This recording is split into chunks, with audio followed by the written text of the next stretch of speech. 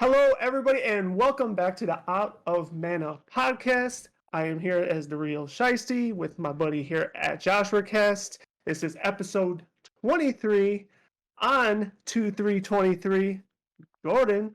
And we didn't really mean for that to happen. It just so happened, and I think that's pretty fucking awesome. You can find our podcast on Apple Podcasts, Spotify, YouTube, Twitch, TikTok. Where else, Josh? There's links everywhere. Just check the description at this point. And Josh, why don't you give our audience a brief description of what we're going to be talking about today? So today we're going to be talking about a couple of things. One is bad business practices, which include HBO and Blizzard. We're also going to be talking about potentially the end of E3 or maybe the rise. Who knows?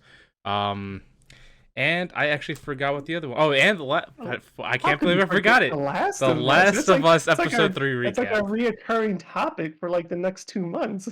I know. Last of Us episode 3 recap, talking about that and how we feel. There you go, and probably future expectations and whatnot. But yeah, so I'm really looking forward to this podcast. Not that I don't look forward to the other ones, but no, I think we're gonna have a really good podcast today. But before we get into any of that content, how was your previous week then? It's been pretty good. Unfortunately, I've been addicted to World of Warcraft again, which is a major issue, and I need to wing myself back off of it because it's a drug. But also, I didn't realize that today was also February 3rd, 2023. Now it makes more sense. I thought you were just going for episode 23, but it really is 2323. It is. It's really crazy that this happened because we obviously did not plan this. I'm sorry, not plan. There's no way we could have planned for this. No way. Like with all the different hurdles we had along the way with my hiatus, like come on, I think it's kind of cool that this just happened organically. Yeah, well, the fact that it happened 2 or 3 times where the numbers eventually match up with the dates and all that stuff. It's been weird. I forgot what the last one was. I think it might have been episode 14 or 13, whatever. Did that happen? See, now that I don't remember and I don't recall. But, hey, if it happened, it happened. But this one's kind of cool. But yeah, this week's been pretty good. It's been a weird week because it's cold. Usually my allergies are like dormant during these times, but I've been more active inside and outside. Mm-hmm. So I've been suffering greatly with just horrible allergies. I'm not sure about you. No, I've been fine. I did see you kind of yell at the sun about that. And when I did see it, I was like, wow, I'm crossing my fingers. Hopefully it doesn't happen because, as you know, and I know, and anybody else out there with allergies knows, allergies obviously A, suck, but B, they have like no rhyme or reason, right? Like they tend to affect everybody at different times. So I've been fine. However, there was a day this week, I can't say I remember which one, where I did sneeze a lot at work, but I ended up popping an antihistamine right away, and I guess it helped because I was fine. But other than that, I've been good, thankfully. Yeah, no allergies. Like you said, this should be a dormant season, so the fact that you did have it is very interesting. But I also should be completely honest with the activities I've been doing. One has been cleaning up, deep cleaning. 2, I've also been breaking up a lot of dead branches and trees, sap, and all that stuff that's been around. Been breaking that up, and then also at the gym, they haven't seemed to be cleaning as well, and the equipment's kind of somewhat dusty on certain parts. So I'm just like, that's not good. That's disgusting. Yeah, no. Well, the funny thing is that they're very picky about like whenever you use the equipment, you gotta spray, wipe the seats and all that stuff. Exactly. But the under part of it is very dirty.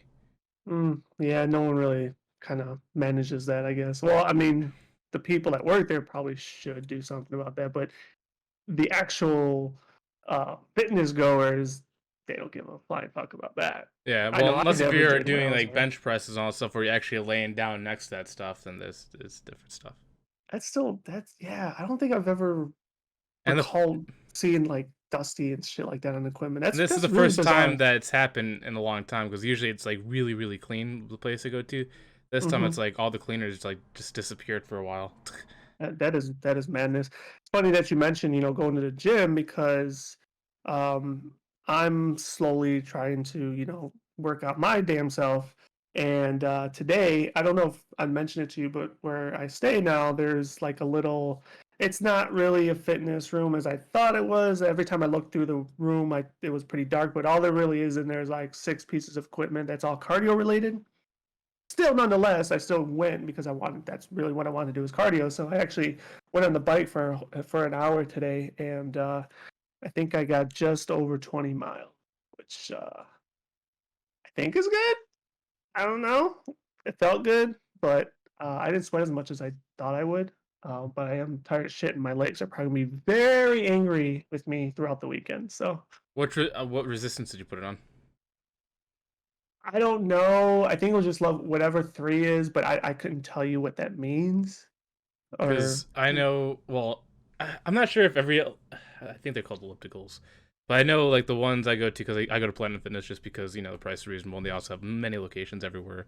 Mhm, Um, depending on like the resistance, the mileage doesn't really matter too much. Like you can go like a mile and get like a real workout, or you can do low resistance and do 20 miles in like 30 minutes easy. for sure, for sure. I mean, my intent today was. I mean, dude, I haven't been on a bike in whew, long, long time. Well over a decade. So I initially was just mentally telling myself 30 minutes, 30 minutes. But like once I got around like minute 20 something, I was like, man, I'm not really feeling anything. I'm just because I had music on, whatever. And I just went a whole hour. And like I said, it felt good. I don't know if that's what I'm going to continue to do, but to your point, like I can, change the resistance on and all that stuff. And I did play with it a little bit. Like when I went from 3 to 4, like you can instantly feel it. But I was like, nah, I don't want to work that way. I want to go back. I want it to be easy, just kind of like duration slash distance or whatever.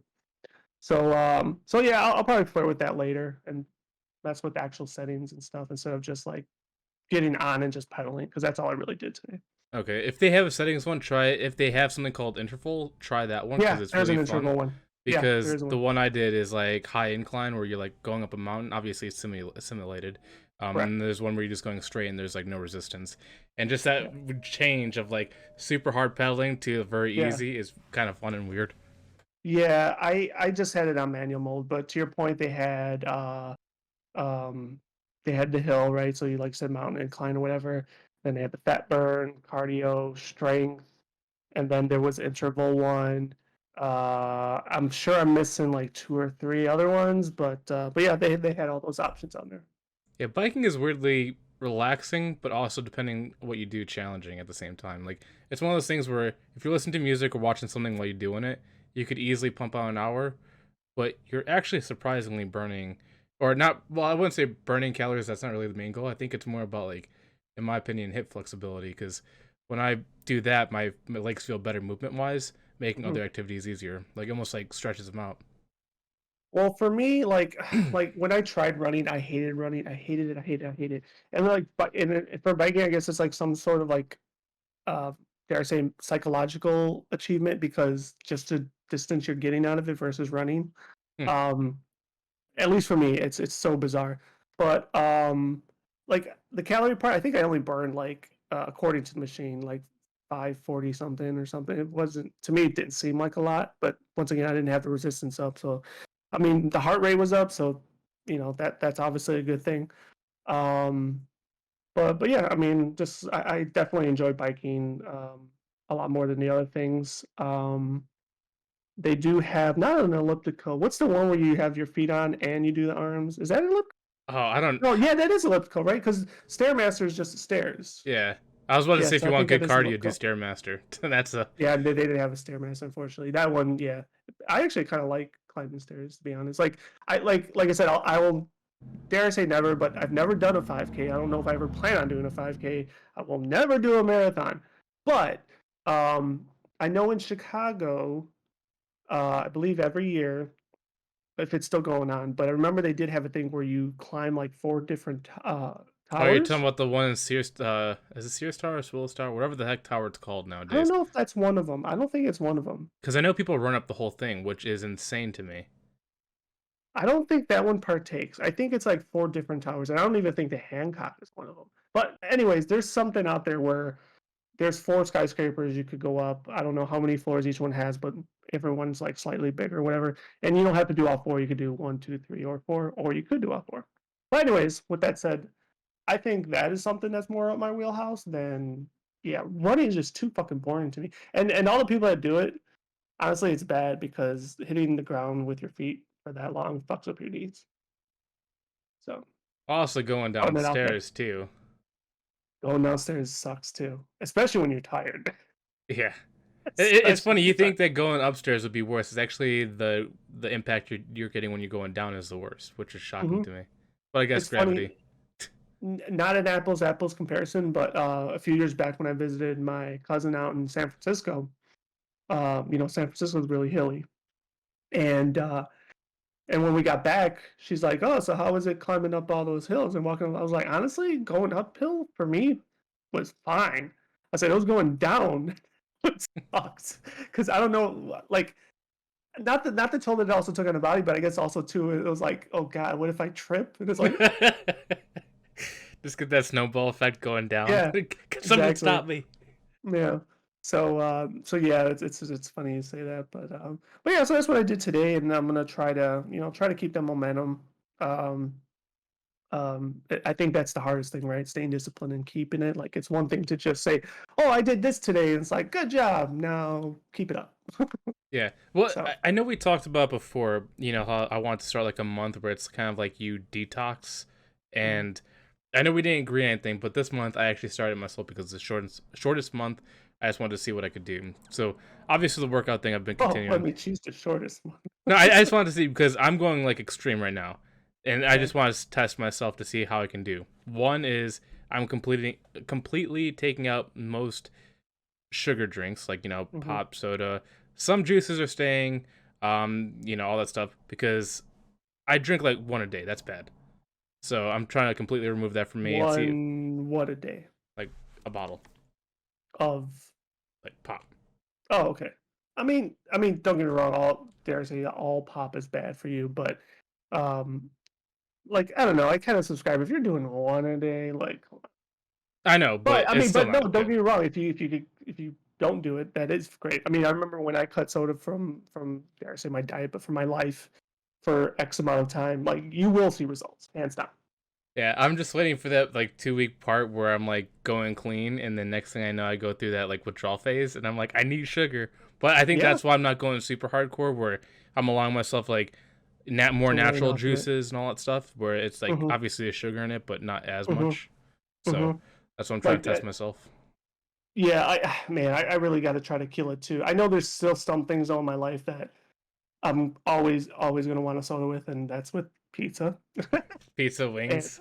pizza, maybe wings, but there's just some things where it has to be on the palate. But like even today, well, during my lunch, I did have just a can of Pepsi. But when I got back to the office, I was like, I really wanted more soda. God, I need some more carbonation in my life. And I walked to the vending machine. Vending machine was fucked up. Like, I guess this is a sign. So I went back to my desk and was like, okay, no soda today. I think the reason why So, I'm and doing it is one, obviously it has a lot of calories, and that's something I want to look at. But two, I want to see if it boosts my energy getting rid of soda. like you said, you're going to go through that withdrawal, and then you might feel fatigue and that loss of energy. But I think once your body gets acclimated to water and without it, you'll rebound. Hopefully. Um, I just passed but away. but yeah, but I mean that's like me in energy drinks, right? Like Monsters. Like I don't have one next to me right now, but they just released a new, well, not really a new flavor, but they released their original flavor. Well, it's a 10-calorie can, but it's zero sugar. So and it does taste just like it, but it doesn't have the sugar. And I'm not trying to like sell it and sell myself to stay on it because I probably should be getting rid of energy drinks in my life too. But man, that's my coffee. Like I don't do coffee, and that's my coffee. So yeah, we're all gonna die I from want to coffee. start real coffee. I've never been a coffee person, but Mm-hmm. like the real coffee, like black, real grounded bean, or is it beans? Beans, yeah, Yeah. beans. Mm-hmm. Apparently that's good for you, but not obviously the sugar version. The sugar version is bad for you, but the ones with actual ground beans in there is apparently good for, I guess, circulation and just your head or whatever. But obviously drink small amounts, and you can't have any extra additives in there, like Mm-hmm. creamer, all this stuff, just pure the way it is. Mm-hmm. Yeah.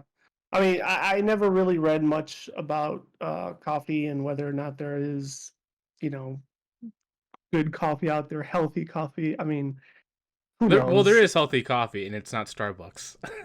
Yeah, exactly right. Exactly.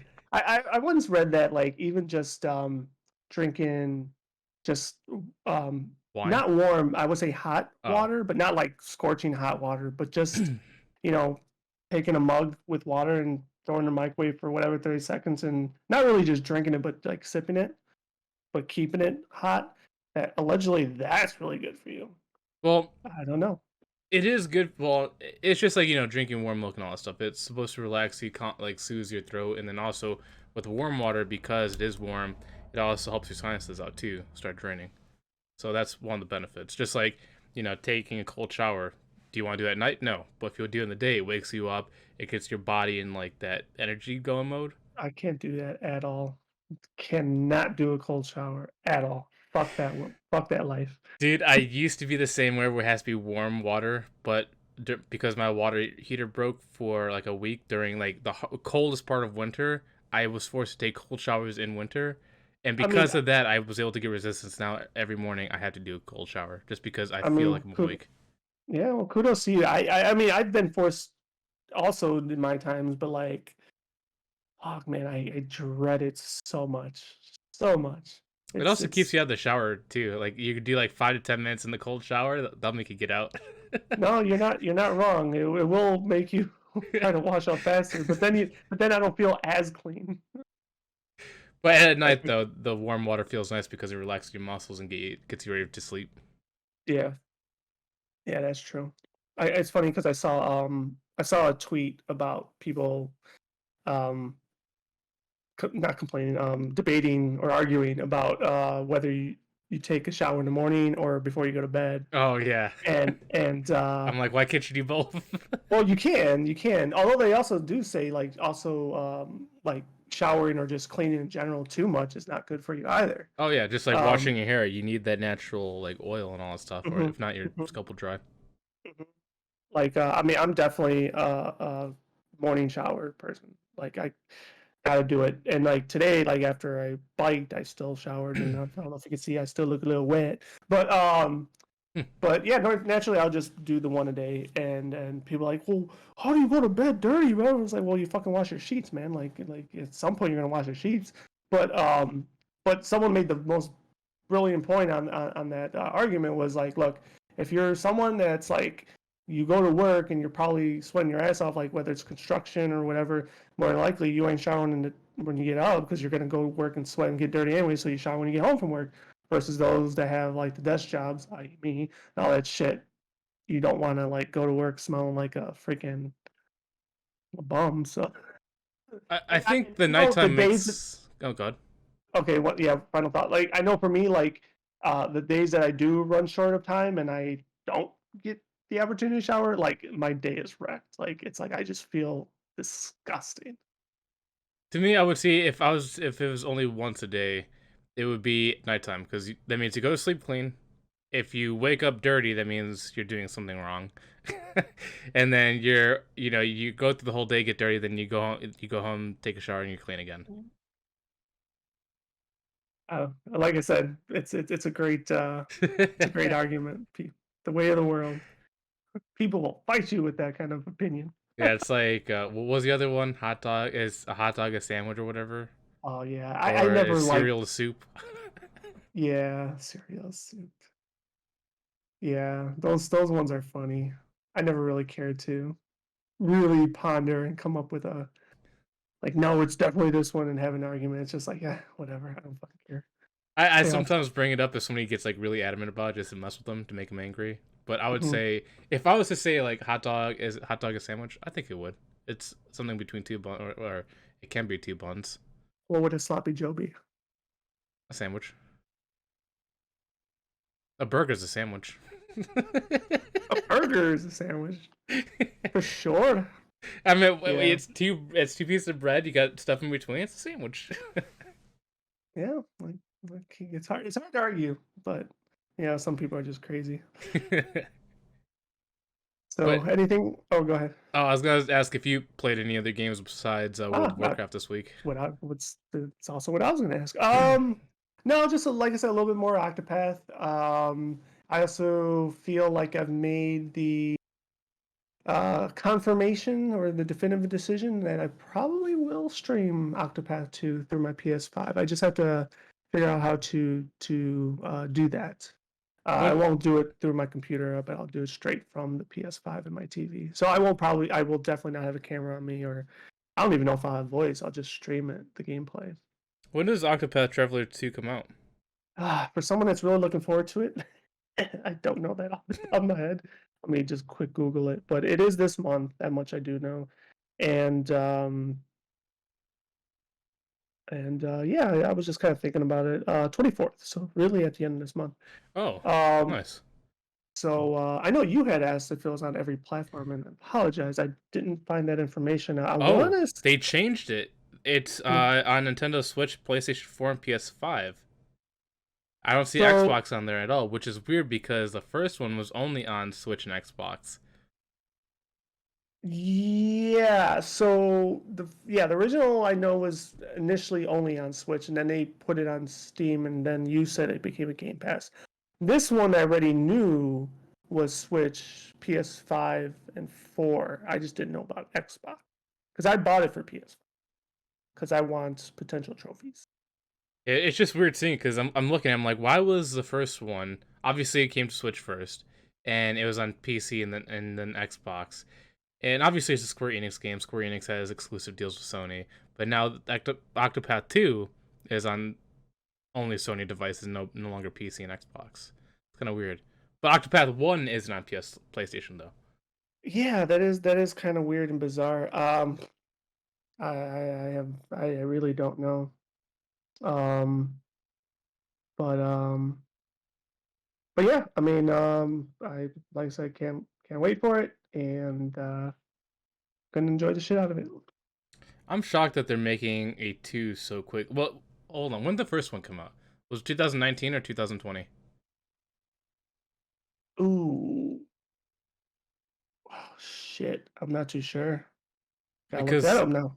the way they're pumping these out, I feel like Octopath may be their potential substitute for Final Fantasy. No, 2018, July, Oh, but that's for Switch though, right? probably. Okay. Because like they made Octopath 1 just a couple years ago, then they made Octopath um, Heroes of the But Continent or Travelers of the Continent, which is still a big mobile game, and now this. It's mhm. like they're really pumping these out. I mean, you compare it to like other franchises they own. I mean, I don't know. Like, I mean, I'm for it, but they're I don't know, like 5 years. I mean, that's a decent amount of time. No, we'll see. I mean, I wouldn't agree with the pump it up narrative. Like, I think I don't think they probably thought it would be as successful as it was because it really kind of turned into a little bit of a cult following. Um, and with the mobile, I know like us over here in the western side of the world really wanted it, and thankfully we got it. So we'll see how two does. I mean, it took a while for one to get popular, but it I guess it did, right? So otherwise, the two wouldn't have happened. But I'm convinced Square Enix uses Nintendo as like a beta test to see if the game gets yeah, popular they or not. did. I think they Because did. like most Square Enix games usually just go to Nintendo, Yeah, and if they become really popular, they come to most Western places on PlayStation. yeah. I mean, I think that's kind of what happened there. Is that some people um, still refuse to buy a Switch or what have you, and they've seen how people were enjoying it and were um, giving it great reviews, and that probably had them put it on Steam and eventually Xbox. So yeah, I mean, I mean, I tried to sell it on you, right? So like, I told anybody that is a fan of RPGs, especially the old school RPGs, I'm like, you have to play this one, play this one. So yeah, I definitely sell that game, and yeah, Part two is gonna be hopefully just as amazing. So are you gonna no life it the way you did the first one, or are you gonna put it off like Triangle Strategy? No, no, no, no. I promise you. That, like I said, did I say this on when we had Joel on? I believe I did, but yeah, no, I'm gonna put WoW on the back burner for this one. That makes sense. Well, You especially you since heard it. You content's heard going it for down. here first, huh? I said since WoW's going or content's going down for WoW, it makes sense. Not going down. I mean, it's Well, it's on a break. They're not gonna have another patch for a couple months, most likely.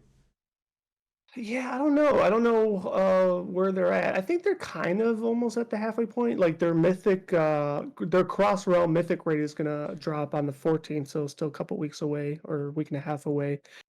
That usually kind of signifies you're getting kind of towards the end of the season, but you still have you still have some time. Wait, hold on. Oh, So is cross realm rating for all? Is it? I thought cross realm rating is already available, or are they doing cross it like realm tiers? cross realm rating is available with the exception of mythic difficulty. Really? Yep. So starting the 14th, they're gonna open those gates. They do it. They do it for every tier. They leave mythic raid content is really the only thing that keeps guilds afloat.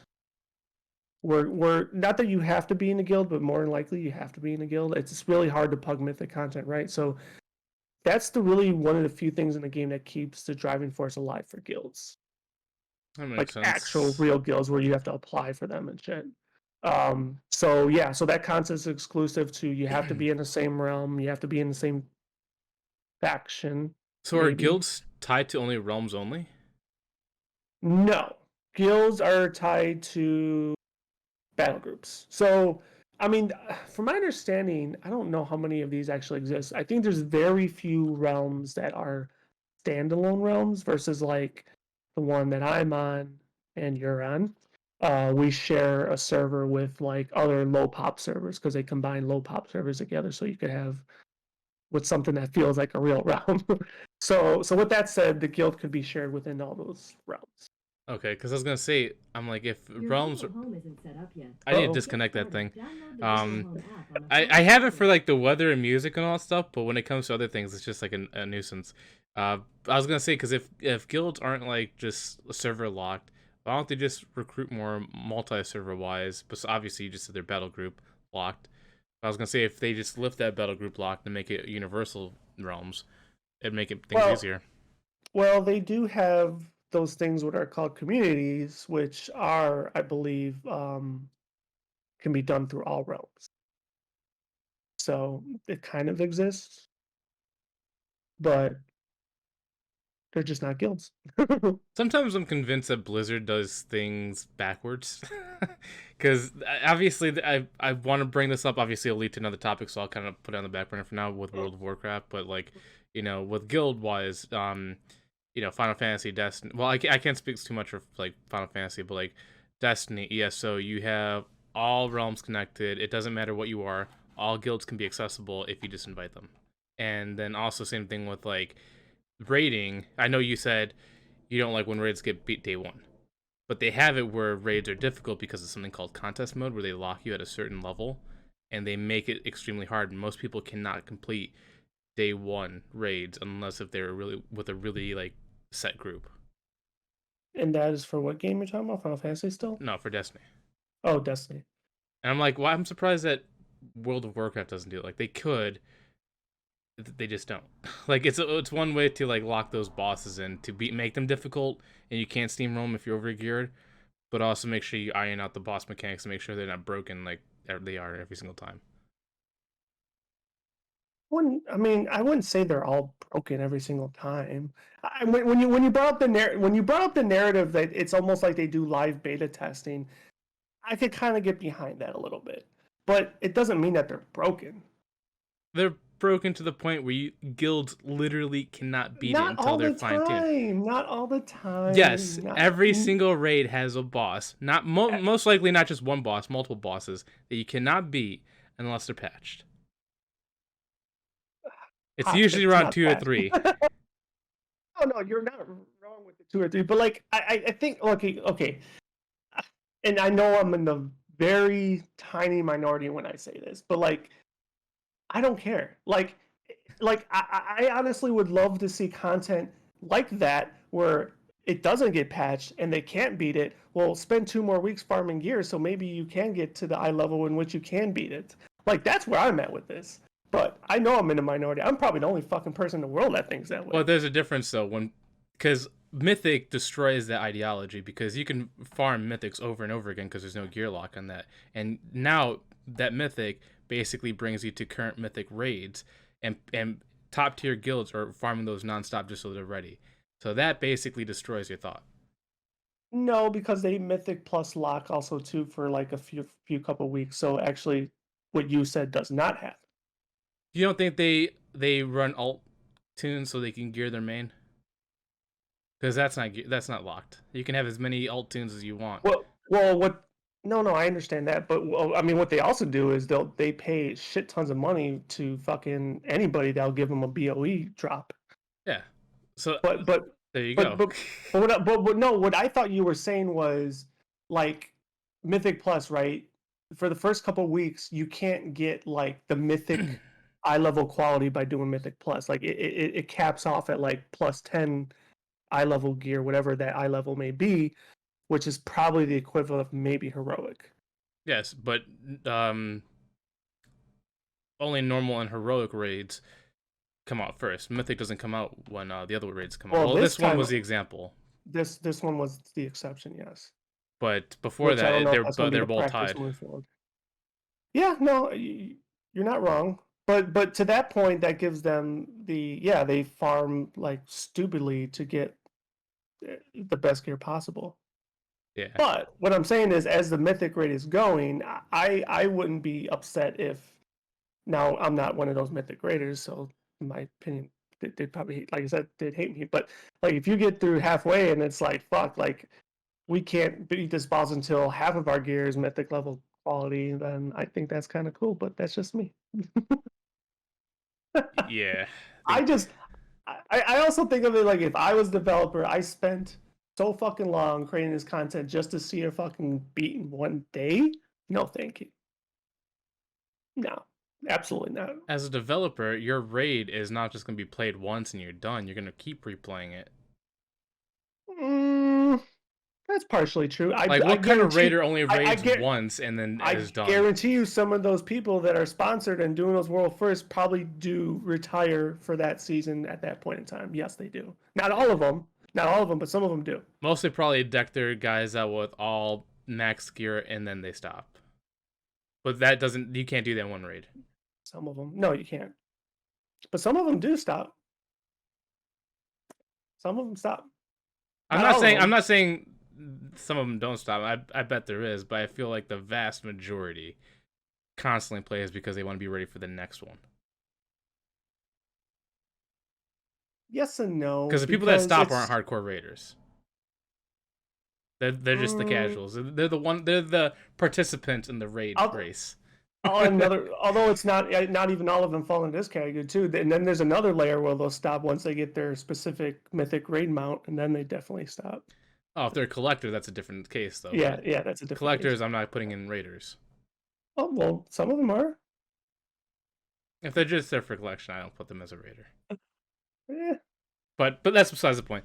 But yeah, I'm just saying that there's I'm surprised they haven't done ways to make it better because it seems like they want to do that, and that's what LFR is. But mm-hmm. yet they keep almost like stabbing themselves, and I'm confused on why they're doing it. But who knows? It's Blizzard. They've always made very questionable decisions, and we'll get into that later. We'll get into that later. So with that said, do you want to segue to the first topic? Sure. So let me just ask first before we get into this. Have you seen episode 3? Of course. Okay, so you're caught up. For everybody wondering, we're going to be talking about the episode 3 of The Last of Us, which basically centers around two characters known as Bill and Frank. So if you haven't seen it, I definitely recommend skipping ahead to a timestamp that You you just want to call see. me a scam. I did. My apologies. Timestamp that you want Yeah. to see. So spoiler alert in 5, 4, 3, 2, 1. Shall you begin or shall I begin? So I guess I could begin because one, if I'm just talking about the episode alone, I'm not comparing it to the games.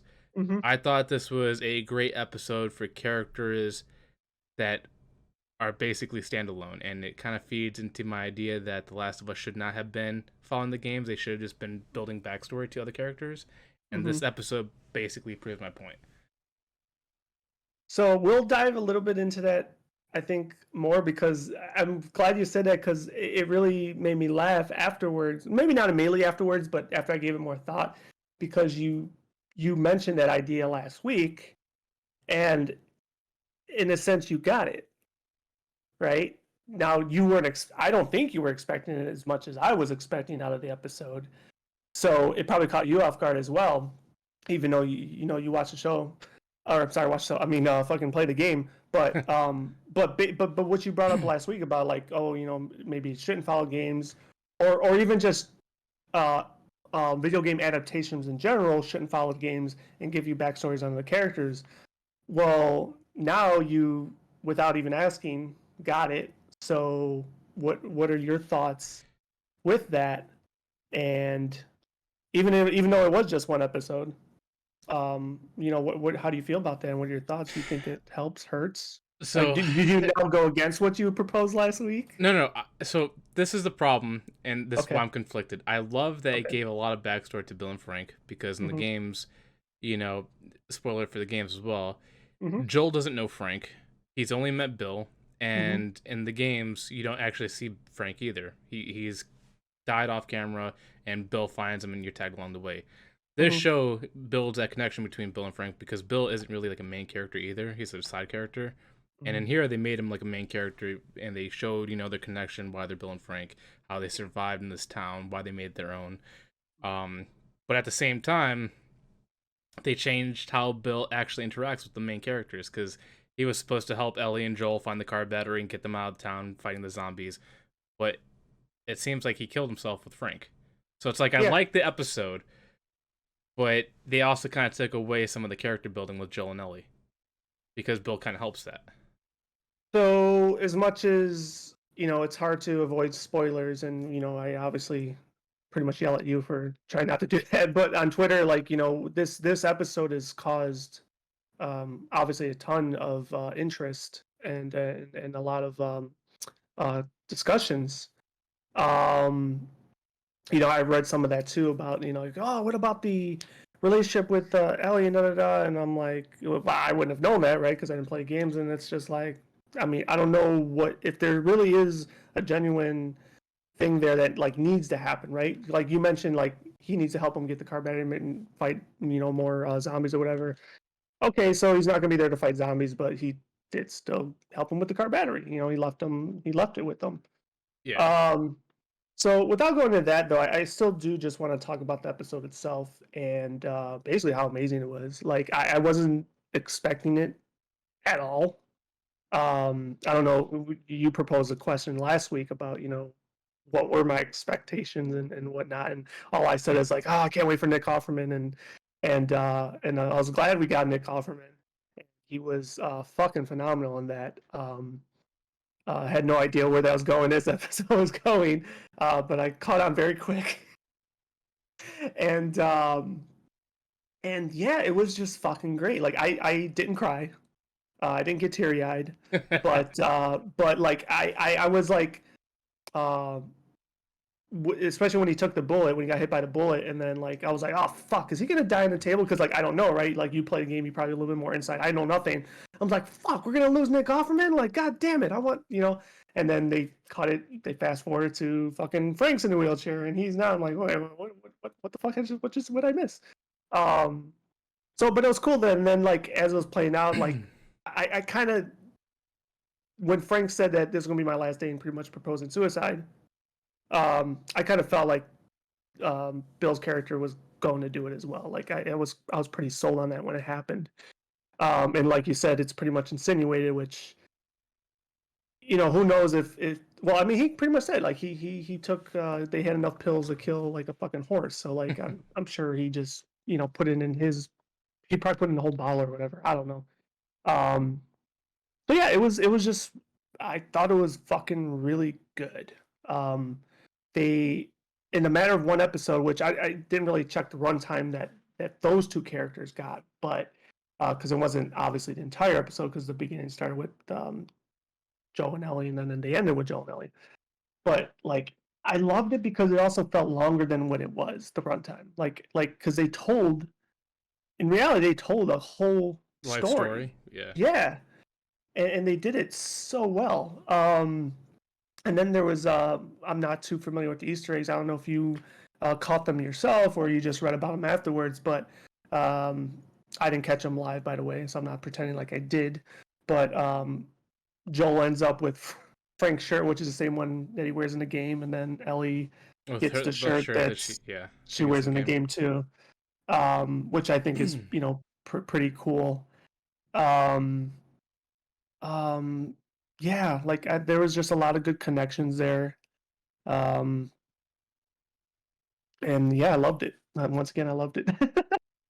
And it's this is also like what ties with my confliction is that because I'm a fan of them building extra backstory that we never got for these side characters, Hmm. I liked it because of that, because we didn't, like I said, in the games you don't know Frank, you've never seen him, Joel's never seen Frank, and the only glimpse of Frank you get is when Bill eventually finds his dead body hanging because he killed himself. Um, So, good. so Joel finds Frank's dead body because he killed himself. Is what you said? So from what I remember of the games is that when Uh we huh. come across the town that Bill's in, Hmm. Bill's, we stumble upon because Joel and Ellie are fighting through zombies because they caught up to him, and they're also Hmm. looking for a way to escape, which leads to the car and the battery. So they meet Bill, and then Bill is helping them out, but at the same time he's trying to find Frank Hmm. because he's been missing for a couple weeks and all this stuff. Hmm. And then eventually, as their story keeps going forward, Joel and Bill finally find Frank, and he's just hanging. You don't see his face. He's just hanging. He's dead. He's been dead for a couple weeks probably. Gotcha. Okay. Interesting. Um. So it was nice to see Frank actually being done, because you only see like a dead hanging corpse. That's it. Yeah. And Yeah. In the game. Bill, I felt like, was really well portrayed because he's kind of like that in the game too, very direct and kind of skittish sometimes. Yeah. Yeah. Yeah. It was just. Yeah. I mean, it makes me wonder. Like we talk about the video game awards and stuff, and then obviously TV shows and movies have their awards, and I guess TV shows is was it the Emmys, right? I believe. Do they give Emmys out for one Single episode episode. performances? It They makes me might. wonder. Cause like, come on, man, that was really fucking good. Like, and it's being talked about so fucking much this week. Yeah, and it's I mean, also not just Nick Offerman, but both of them, really. yeah, and it's also weird too because like both versions of Bill that we see here are opposites of what Joel could have been. Because in the game, because Bill is by himself, Bill is basically the version if Joel locked himself away and he didn't connect with anybody. And in the Hmm. show, it shows a version of Joel if he actually opened up to his family and accept the loss of his daughter and actually accepted a relationship with Tess and all that stuff. That's how his life could have been. So it's weird seeing the opposites of Bill's portrayal and how it connects to Joel, because Joel's is basically Bill represents a pathway that Joel can take. He could end up closed off like Bill was in the game, or it could be Hmm. open and have a family like he does in the show. Yeah. No, it is a great contrast for sure. Um, and I did see people discussing that and making that correlation too, which, like I said, I didn't really think of at the time either. Um, but yeah, I don't know, like it just like it really caught me off guard. Even um, you know, not just enjoying the early two episodes and not knowing anything about the game, but just being a TV show person, right? Like that was a huge risk for them, I think. Like, third episode of a brand new TV show. Not to mention, like, talk about the huge elephant in the room, but a gay romance. Um, that was a huge risk because I think it's going to help them in all honesty, but there's obviously a huge fucking portion of homophobes out there that are now shitting on it and doing the, what is it called, the like the fake reviewing or the review bombs or whatever, which that ain't gonna fucking matter. But yeah, I mean, I feel like that's a huge risk on the producers and I whatever wouldn't to say, do that. because if well, Well, that's the funny part too, because it still stays true to the game because it implied that Bill was gay anyway. Yeah. So, but then that's the part that was funny when I was reading the comments afterwards, because like I said, I'm like, whoa, was this really in the game? And I'm so sure Yeah. enough, it was. And it's like, Because he so why addresses the Frank fuck? as his partner. Yeah, and it's like, so why are they getting all fucking pissed off? Ah, it wasn't this in the game. It's like, according to the documents that people are sharing and the dialogue, it clearly implies that they were boning. Yeah. So, Yeah, people so that yeah, say that they didn't follow the original story because there's other gay well, bi yeah, the other characters elements, in the game as well, yeah, which I'm not going to mention. yeah. But I mean, that kind of happens with a lot of things these days because it's you know we 2023, live in a bro. more accepting society, but obviously there's people that still aren't. But yeah, I felt like not to mention, like I said, like the gay romance part, but even just it being episode 3 to kind of do that so early, I think also too was kind of a huge risk. But I think it's going to pay off though. Well, I don't think people are going to pay attention to the relationship part. I think they just wanted to watch character building, and that's what happened. Is that I felt like it was good because of that. But now it makes me really curious for the next episode, and I'm not going to say anything because in the game versus story, this Hmm. kind of builds the relationship with Joel and Ellie, and now Hmm. because they didn't do that in this episode, the next one has to be much bigger, and I'm really Hmm. interested in how they're gonna change to get that connection going forward. Hmm. Like, Hmm. do you have any ideas? Because like I'm starting like basically because the show is now so drastically different from the games, I don't know how it's gonna lead now. Like obviously they're following certain events, but the events or the actions in those events are changing. That makes sense. No, it does. I mean, I think it might make more sense to you because you know things that I don't. But um, Because there's I, moments in I the games that I think what's go on. oh, I'm sorry. I think what they could hmm, somehow to really help their relationship kind of blossom faster is somehow. I mean, the correlation's already there, but somehow really uh, kind of hit Joel's soft spot, I guess, with Ellie in some sense, where it's like really kind of be the reminiscent of him losing his daughter and kind of in some capacity have her replace his daughter in some way. Like, I mean, that'll bring them, I think, closer, quicker. Well, That makes obviously. sense. So I think what I'm talking about here is that in the Oh. games, because of the journey and the events that happen, which they Hmm. haven't shown at all, that's what Hmm. brings them closer. Like, surviving zombies, going through these Yeah. certain scenarios. Yeah. They haven't had that situation yet. And the No. next episode, which they already give you like a little preview of what's going to Hmm. happen, that's like basically one huge turning point. I wonder if they're just going to jumble those connections all in that episode to make them closer. Because right now, Joel seems really like distant from Ellie. Like he has nothing No, to do no, with he her. does. And the Yeah. game, he's not like that. Yeah. No, Obviously, he's just like get it done, but not as cold as he is now in the show. yeah, no, he definitely does. Like he still obviously doesn't trust her for shit. Like he's like, you stay here. You do this, you do that. And like there's like everything's an ultimatum. Like, right? And it's like you have no say in this. Um yeah, I think once again, just almost similar to his like PTSD episode where I think some of those things are just going to trigger and be reminiscent of his daughter, and he's just going to kind of like organically assume that role. Do you Is think they're gonna my just do thought. flashbacks and connections instead of actual scenarios? Because like, That'll add to the deviations that's been happening, but I could see that happening. Yes, and it would kind of make sense from a TV show standpoint, and to also give that actress more kind of TV time. Um, I could see that happening. I really could. yeah, see, it makes sense, like you said, for a TV show format, but I feel like it would be a huge disservice to like seeing Joel and Ellie go through these survival situations to get them closer, and cutting that out might be a bad thing for me.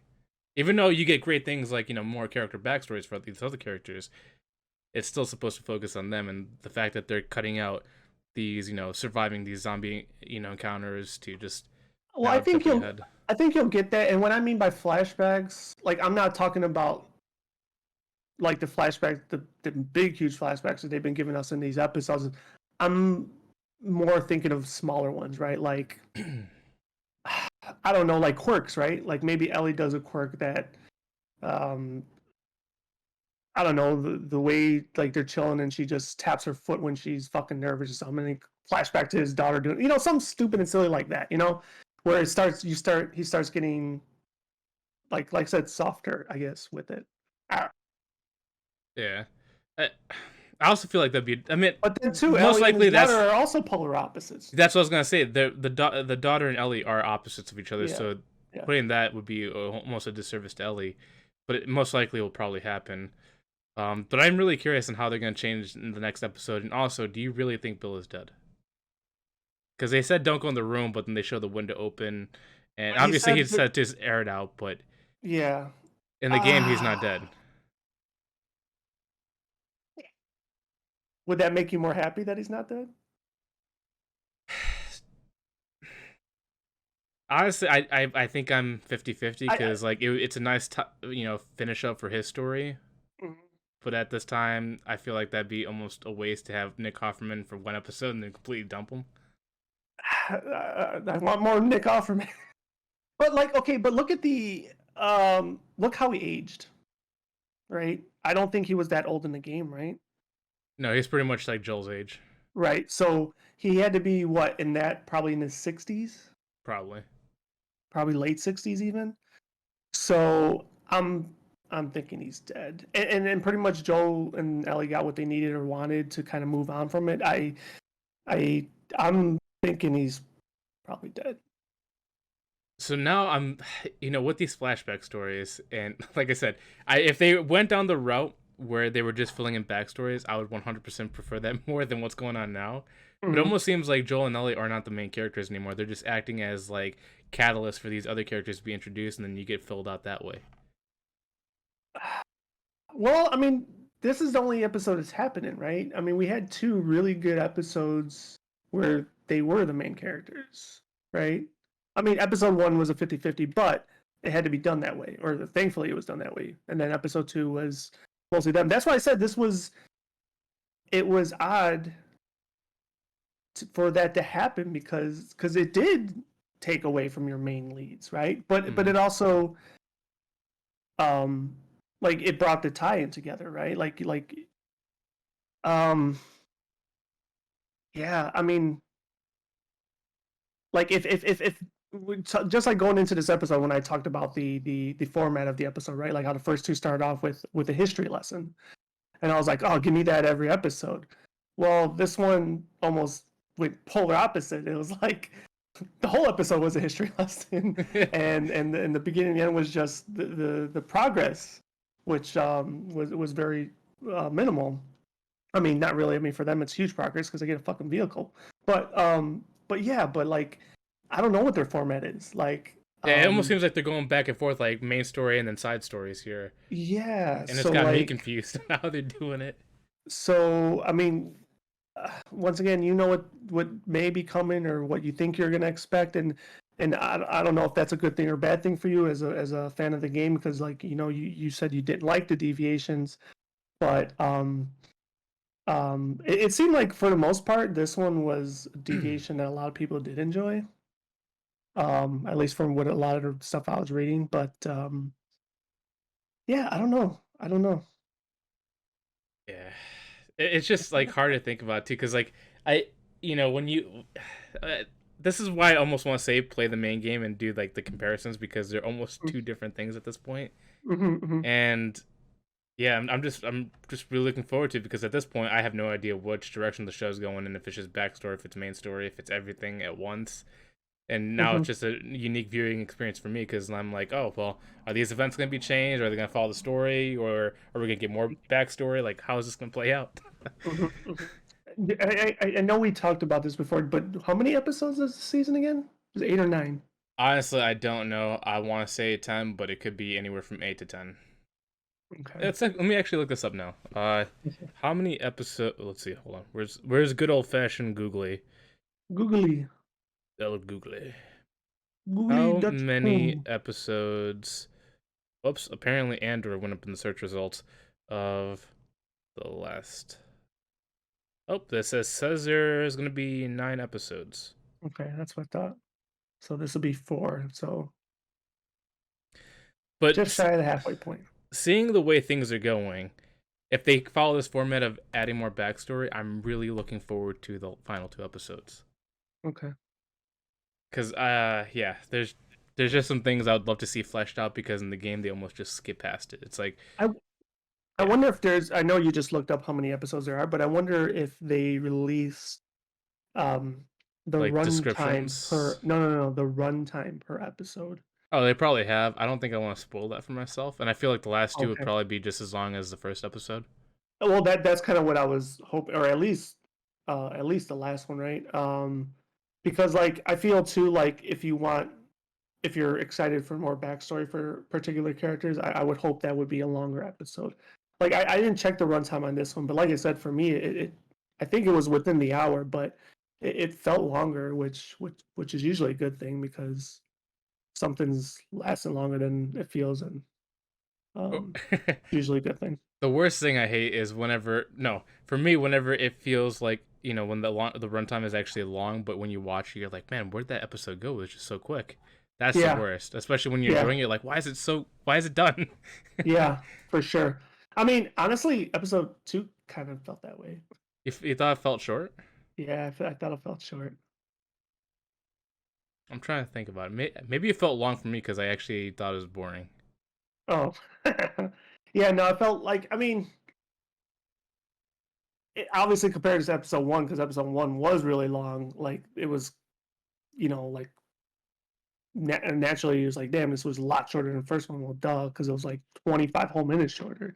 Um, but yeah, I don't know. Like I felt like it went definitely too quick. Now, and it didn't make me not like it any less. But yeah, I mean, going back to your earlier question, going back to how I think there might be more flashbacks with his regular daughter. I mean, because they did just do that with Tess in this episode, which wasn't expected either. So And that made me I'm feeling happy. more confident that's probably going to happen. You said that made you happy? Yeah.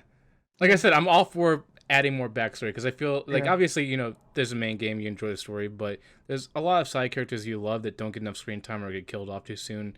Uh huh. And because of them adding them, it makes you happy that you get to see the relationship before everything went south. Yeah. And that's why I'm so conflicted about the show is that I like the changes, but I also want to see the main That's stories. good. That's good that you like the changes. Like I know you're like so like No, I'm deviation. not gonna say I'm And 100% with that. I'm saying I like it, but at the same time, I also want to see that. So it's like I'm just conflicted because I like both of them. You know, I'm not saying one's but better that's than the other, good. but I'm not But saying that's one's better than the good. other though. That's what I'm saying. It's like, No, and that's good. I'm just telling you that's good. yeah, but at the same Because time, you're like not because getting the experience you're though. not like you're not a true and true like purist or Oh like no, I'm you a could. purist. That's what I'm saying. I'm conflicted because if I wasn't a purist, I'd be like, this show's fantastic. But because I like the No, main story, I think sometimes I think the dangerous part of purists is they'll not like it for whatever reason. You are still enjoying it. because So I of the would call you backstory more of a purposes, loyalist, not a purist. I only like it because of the added backstory. If it wasn't for that and they made those other character changes, I probably would hate it. Well, more of the story is you're still enjoying it, so that's good. But it makes me feel bad for someone that doesn't play the game because you're not getting the full story. It's like right now I'm Why? getting the full story by watching both. But to that point, I mean, I'm just not in that pool, and dare I say, yet. But there has been a lot of people that bought the game, and we talked about that last week. Yeah. So, to your point of saying feel bad for people that don't get to join both. Well, there's a lot of people out there that are now enjoying both. Well, yeah, and I'm that just makes still me not in that happy. pool yet. That Yeah. makes me happy that people are getting two different stories that are Mm-hmm. combined to make a whole story.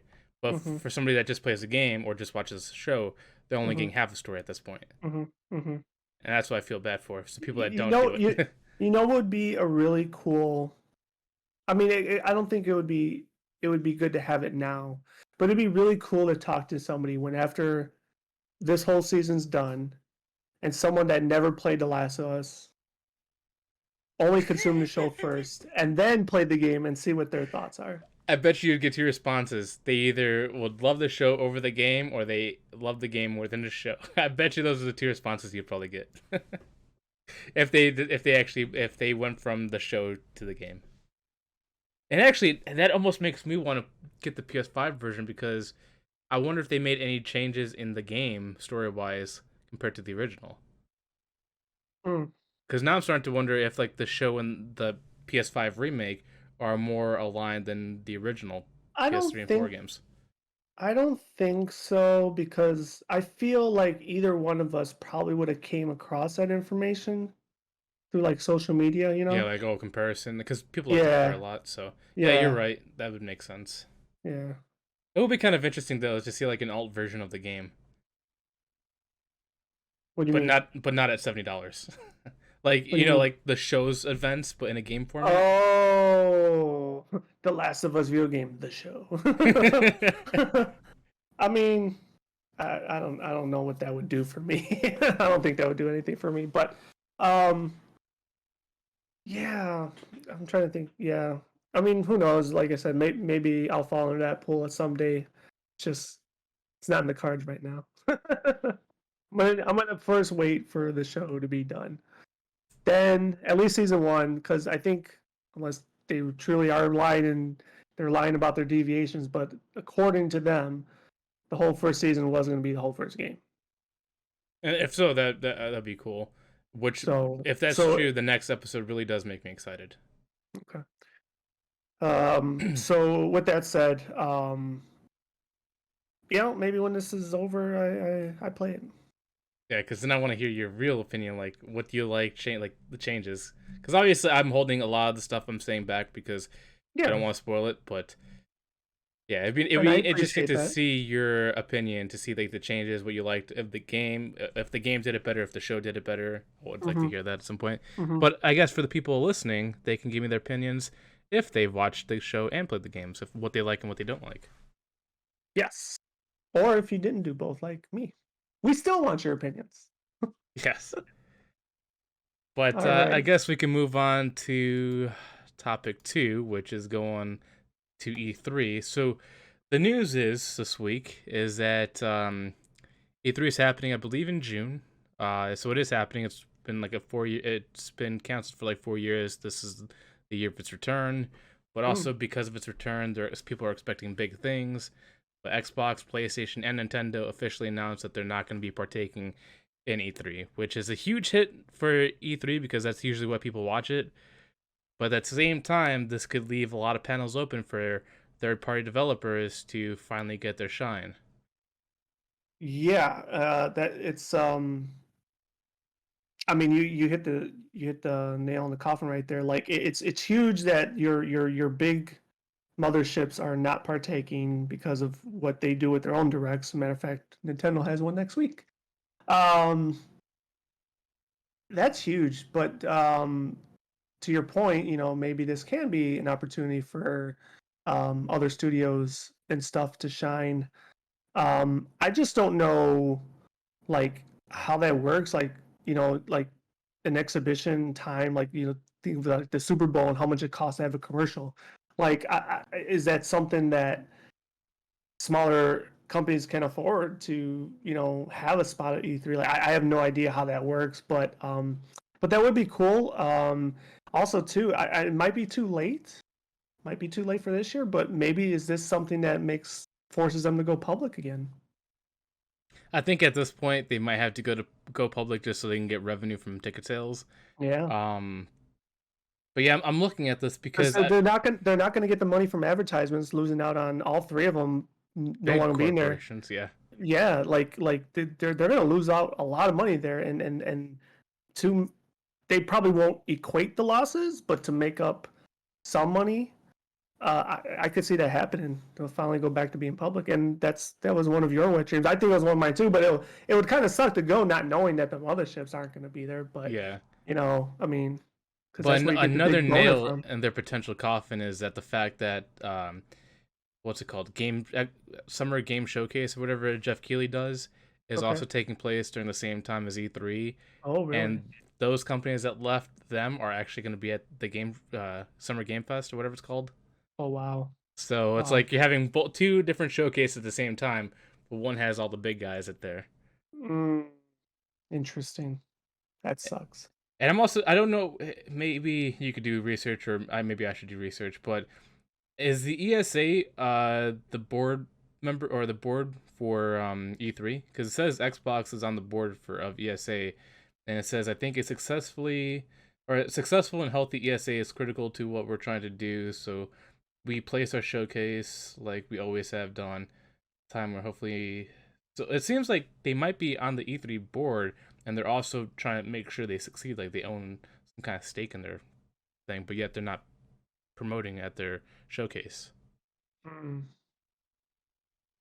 I truly don't know. I was actually going to ask that, like who owns. I don't know if it's really owned, but who has the stakes involved? Because I don't know. I never knew.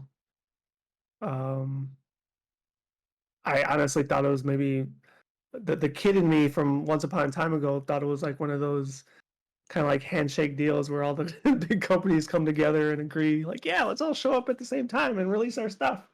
Um, or maybe it was like fucking Game Informer or something that hosted it. I don't know, but yeah, I never knew who was behind the curtains with that. Based off of this article I'm reading from IGN, I'm going to assume that the ESA is part of the board for E3. And, after they made that announcement, and then, which also has me confused here too, because it says uh, Nintendo, even though after they pioneered the Direct, they still were at E3 before, obviously Yeah, that huge break. yeah. So I wonder if it was actually a money deal why they're not popping up. I mean, I say this all the time when it comes to decisions. It's always about money. Um, but even when they still did attend E3, they really were waning down the releases and what they showed the previous years because they kept their big reveals for their directs, which is also very odd because I mentioned money. I don't know what kind of money they get from the directs. It's not like they fucking throw advertisements before or during. Like it's just straight Nintendo. Same thing with Well, the other ones. well, I so mean, the reason why they they'll get the commercial cuts before it plays, of course, but like, you know, Well, the direct, because on YouTube puts ads on their video, right. so they make that, and also Yeah. viewership. So whatever, because it's their own direct showcase, and they don't have to pay the middleman or anything. It's their own production company. So any money they make from YouTube, other websites like these news articles, they get all that money directed right to them. That's why they pretty much said, why do we need to pay like E3 when we can do it Hmm. ourselves? Because we got the same Yeah. influence. They must have charged a lot for that spotlight, which, even just in the world of internet, is totally not necessary. Um, Makes me wonder back before the internet, with reveals. I guess it was just strictly commercials, and then the magazine's like, "Oh, look at that cool screenshot! This game's gonna be amazing!" Based off a screenshot. Um, yeah. It's crazy. I like, but going back, posing back the topic though, the actual title is it possibly the end? You think? What do you think? What do you think? I'm actually trying to look up what's actually being showcased right now. I don't know if they released everything yet Uh because huh. it's still early. Because it says Tuesday, June 13th is when it's happening, and it ends Friday, June 16th. And I'm looking at this post from Game Rant, and I just think says their date. I'll answer that question, I guess, as you're thinking or potentially going to answer it. I think it will be the end of E3 as we know it, unless they go back to being public. And I feel like they should go back to being public, turn it into a convention, fucking have the people go out there, cosplay, do all that shit, make it an annual, make it an annual gaming convention. And whoever you come show up, fucking pay Square Enix. Square Enix has a lot of pull. Um, um, yeah, I think that's what they're going to need to do if they want to quote unquote stay in business. I don't know what kind of business it really is, but Okay, so going to your question, because I was just looking at it, the stuff is still vague, but I think E3 is gonna go from just being, video game center to center around just media in general, from like comics to uh, shows, medias, because it says that Star Wars is gonna be there too, and it didn't Like specifically like say. LucasArts? I don't know. It just says Red Pop Star Wars. Wouldn't that be Disney? I mean, hell, if they got Disney backing, like that's actually really a good thing. Well, I mean, they could also have like people like EA too that has Disney stuff from them too. So I mean, who knows? It could be. Right now it's super vague because I'm looking at the new Yeah, organizer, and yeah. they just say some things are going to be there. But I think in order for E3 to like really stay afloat, they got to work on more developers that aren't connected to Xbox, PlayStation, or Nintendo. These third party. I mean, there's a lot of third party developers out there, There's a lot, but like like the Embracer Group, Tencent. Like if they introduce the Asian market, like the Asian game developers that are massive right now, like Tencent, they could easily come back because Tencent has a huge stake in a lot of properties, but don't you including think they're PlayStation and Xbox. yeah, but don't you think their loyalties may lie with other avenues to get their content out? Like the other one you just mentioned, or on the other directs? They're making money from all sides, but I think if E3 potentially makes them a tempting offer, they could pull a big company to their side. But also, if they don't want to go down pulling big money, they would need to go to a lot of these smaller developers and do like an indie showcase. Yeah, but I mean, as much as we love to support when we can indie, that's not where the money's at. Yeah. It's crazy to think about. Like, I mean, we I mean, I obviously grew up with E3 and could always never wait until June to get to the new shit for the whole year, right? You'd get that as they do it now. What do they call it? Um the schedule, whatever the plan that they do, the rollout. I forgot what they call it, but anyways, you'd get that for every company for the whole year. Um, I mean, those were different times though. So yeah, it's really crazy that it's somewhat a fall from grace, right? Like Not only that, but the fact that it seems like Summer Game Fest is also shutting them out too. Because like the fact that yeah, you got Jeff Keighley's, showcase happening at the same exact time, it's like, was that purposely planned to shut them down? 100%. The guy's a dick. But yeah, it's just weird. It almost seems like at this point, with all these three people backing, or these three companies backing out, plus them and aligning with the Jeff Keighley side, it's like, yeah, unless if they get some kind of huge developer or they get a whole bunch of new developers that somehow take the world by storm, I don't know how they can stay afloat.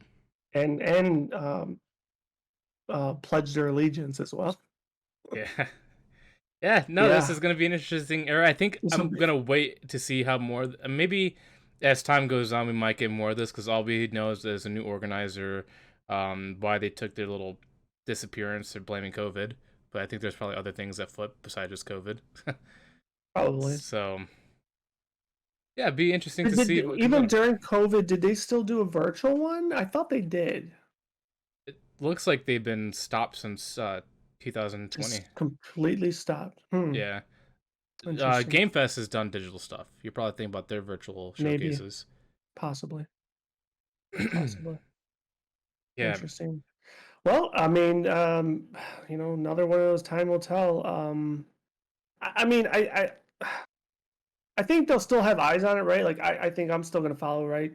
Check in, but it's definitely gonna be very, very anticlimactic without having the three bigs. I will say that this will be a big year. If E3 can't shock anybody this year, this will probably be their final year. Yeah. But do you think this is also potentially the downfall of all showcases in general because now these big No. companies are doing their directs? Like, No. obviously, Summer Game Fest is a thing, but No. at what point were there? I think there. No. I think there's still definitely room to have one big one.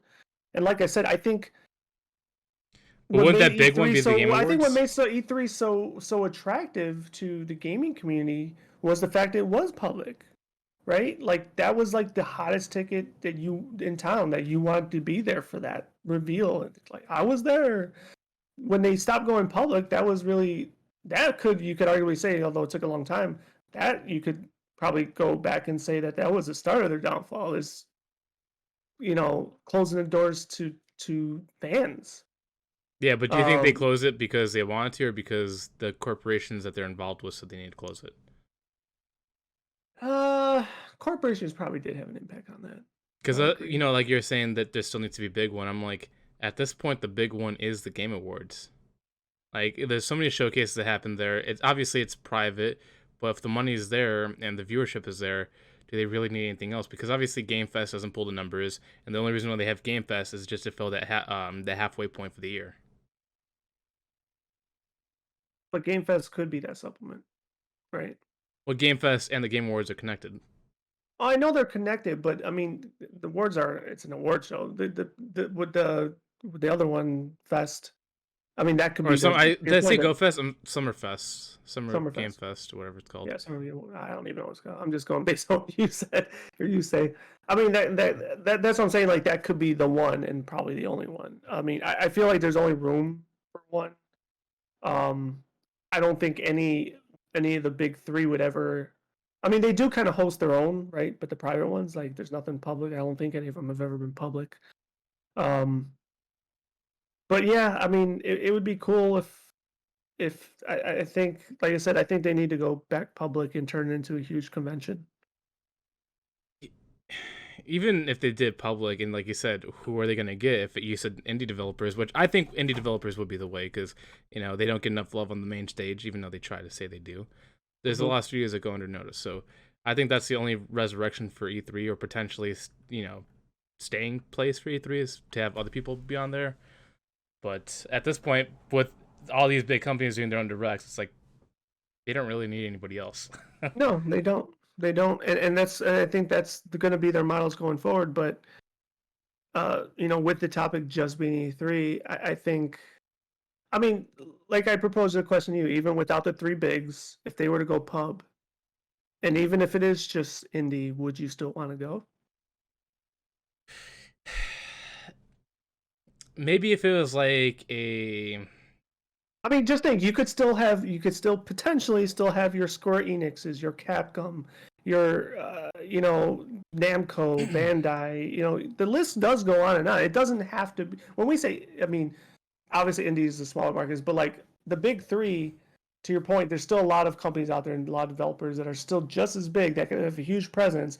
Like like Street Fighter EA, Six Square for like Enix, all that like stuff. Yeah. Street Fighter Six for example, that doesn't come out till later this year, which I believe is still after this. If they still had a Capcom presence and that was like the big thing, like, hey, fans are welcome back, play Street Fighter 6 for first time, have like a fucking beta tournament, like that would be huge. One thing I'd love to see is I think we're thinking too Western here. I would love to see a lot of Japanese studios like the Kojima studio, which I don't think he'll ever go because he's obviously affiliated with Jeff Keighley.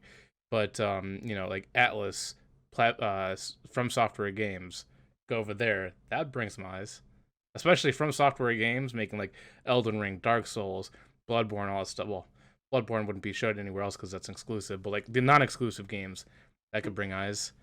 Mm-hmm. But I think for Yeah, me, if I was to buy a ticket, it can't just be like a showcase where I'm sitting down watching. Because what made E3 so tempting for me is having the games there already, so you can play like pre-alpha builds and get and like a that's what little I'm taste. saying. Yeah, and that's what I'm saying. That's what they would still have to provide, but they will be from those third party companies, Yeah, not yeah. If I could actually not the play, exclusives you would get from Nintendo, Sony, and yeah, the two you would get from Microsoft. if No I can thanks. actually play the game besides just watching trailers, I would 100% still buy a ticket Yeah, because some of these and that's independent studios could be massive studios one day, and I'm down for it. yeah, and that's my point. Like, and I would still like to go too, just at least once. Doesn't mean I'm going to be there as an annual participant, but I think just like a bucket list item, which isn't really truly on my bucket list, but just like, yep, I went to E3. Was during the downfall, but I went. So I think that would be the way they're saving grace. Yeah, I think that would be definitely the way forward if they need to. But this, I really want to do more. I should have did more research to see what they're showing this way. I just seen what pulled out. I didn't see what was going in. Hmm. So Yeah. I really am curious to see what's going to be shown at this E3 because if they're coming back after what 4 years, Hmm. they have to have something big, and I wonder what they're hiding. So you really think they're hiding something? I'm hoping they're hiding something You're because hoping they're hiding something. if they're not, this I don't think they're gonna have like a redeeming chance to make another one. Yeah. Well, I hope they have the rabbit in their hat. I don't know what they could pull out of their ass. I mean, I'm really being honest. Like, I'm at a loss. I'm at a loss. I mean, if you don't have the three bigs, I don't think Jaguar's making a resurrection, or Sega's coming out with their own console again. Um, I mean, a Steam Deck presence? I don't know. Like,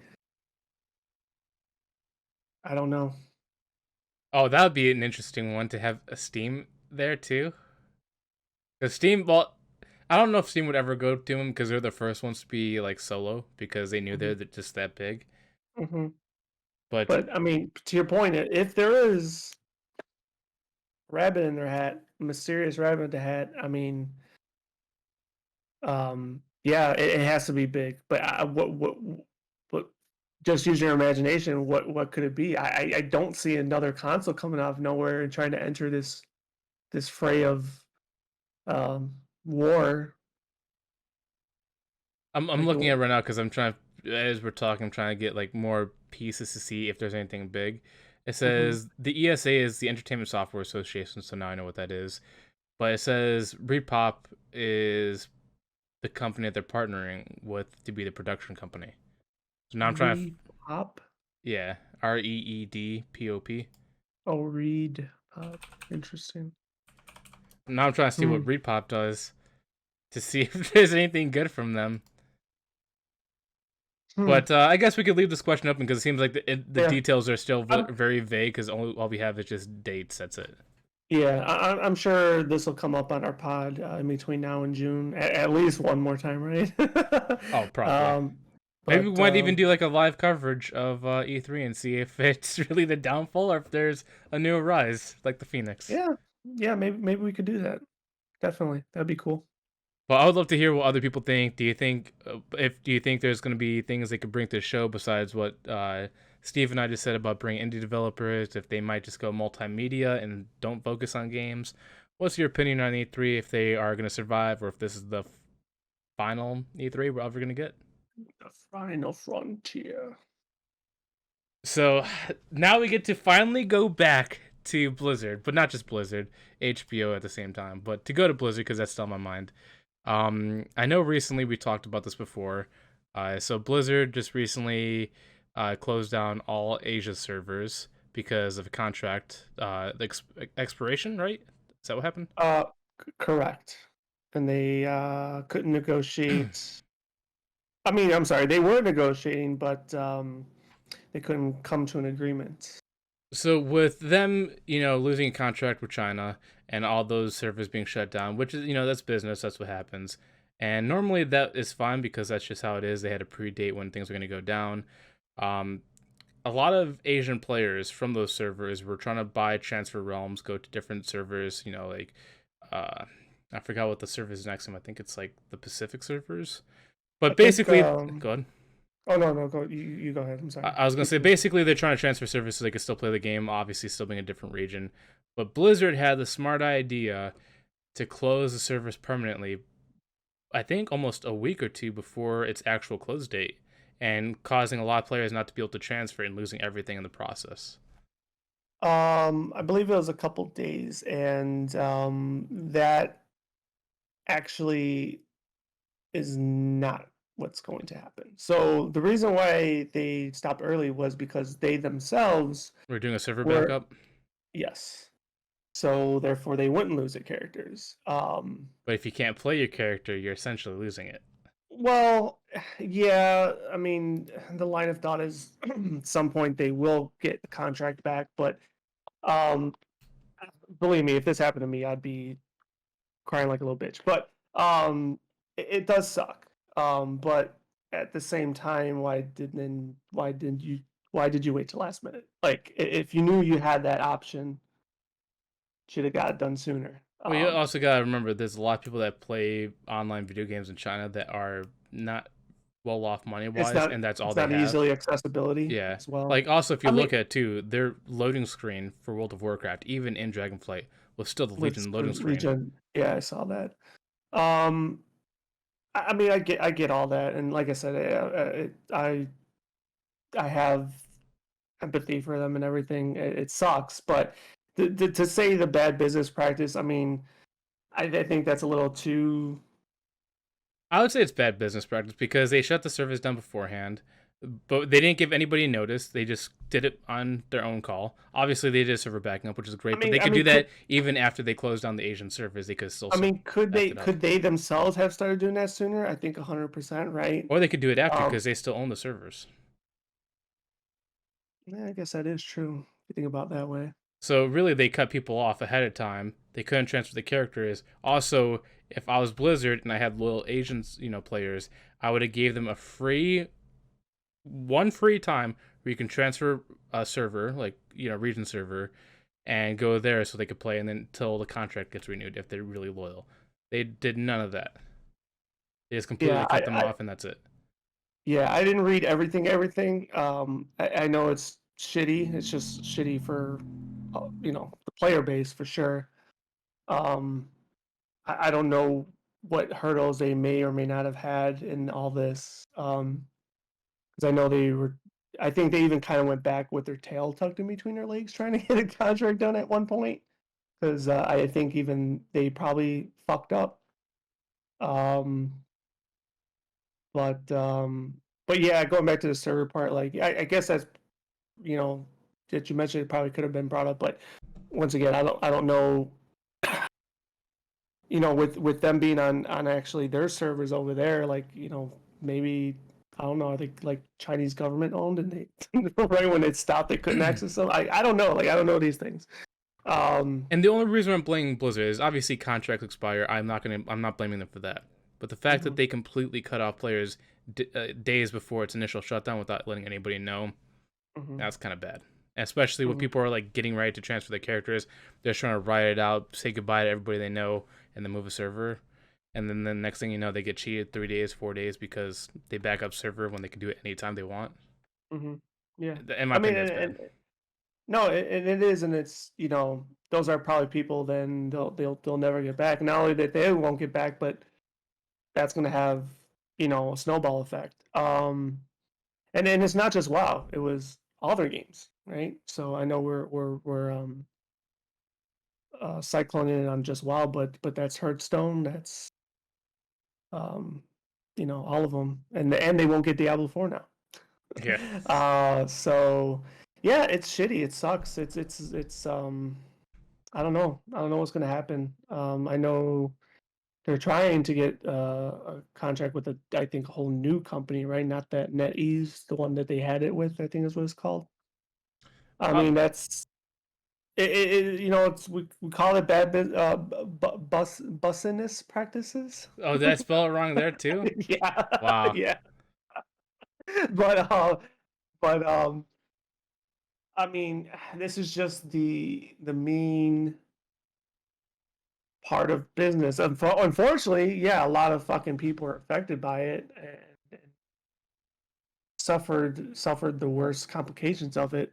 Um, some of them, and some of them, like, to your point, like their livelihood. That's all. Like me, right? It's fucking all I play. So, um, yeah, it sucks.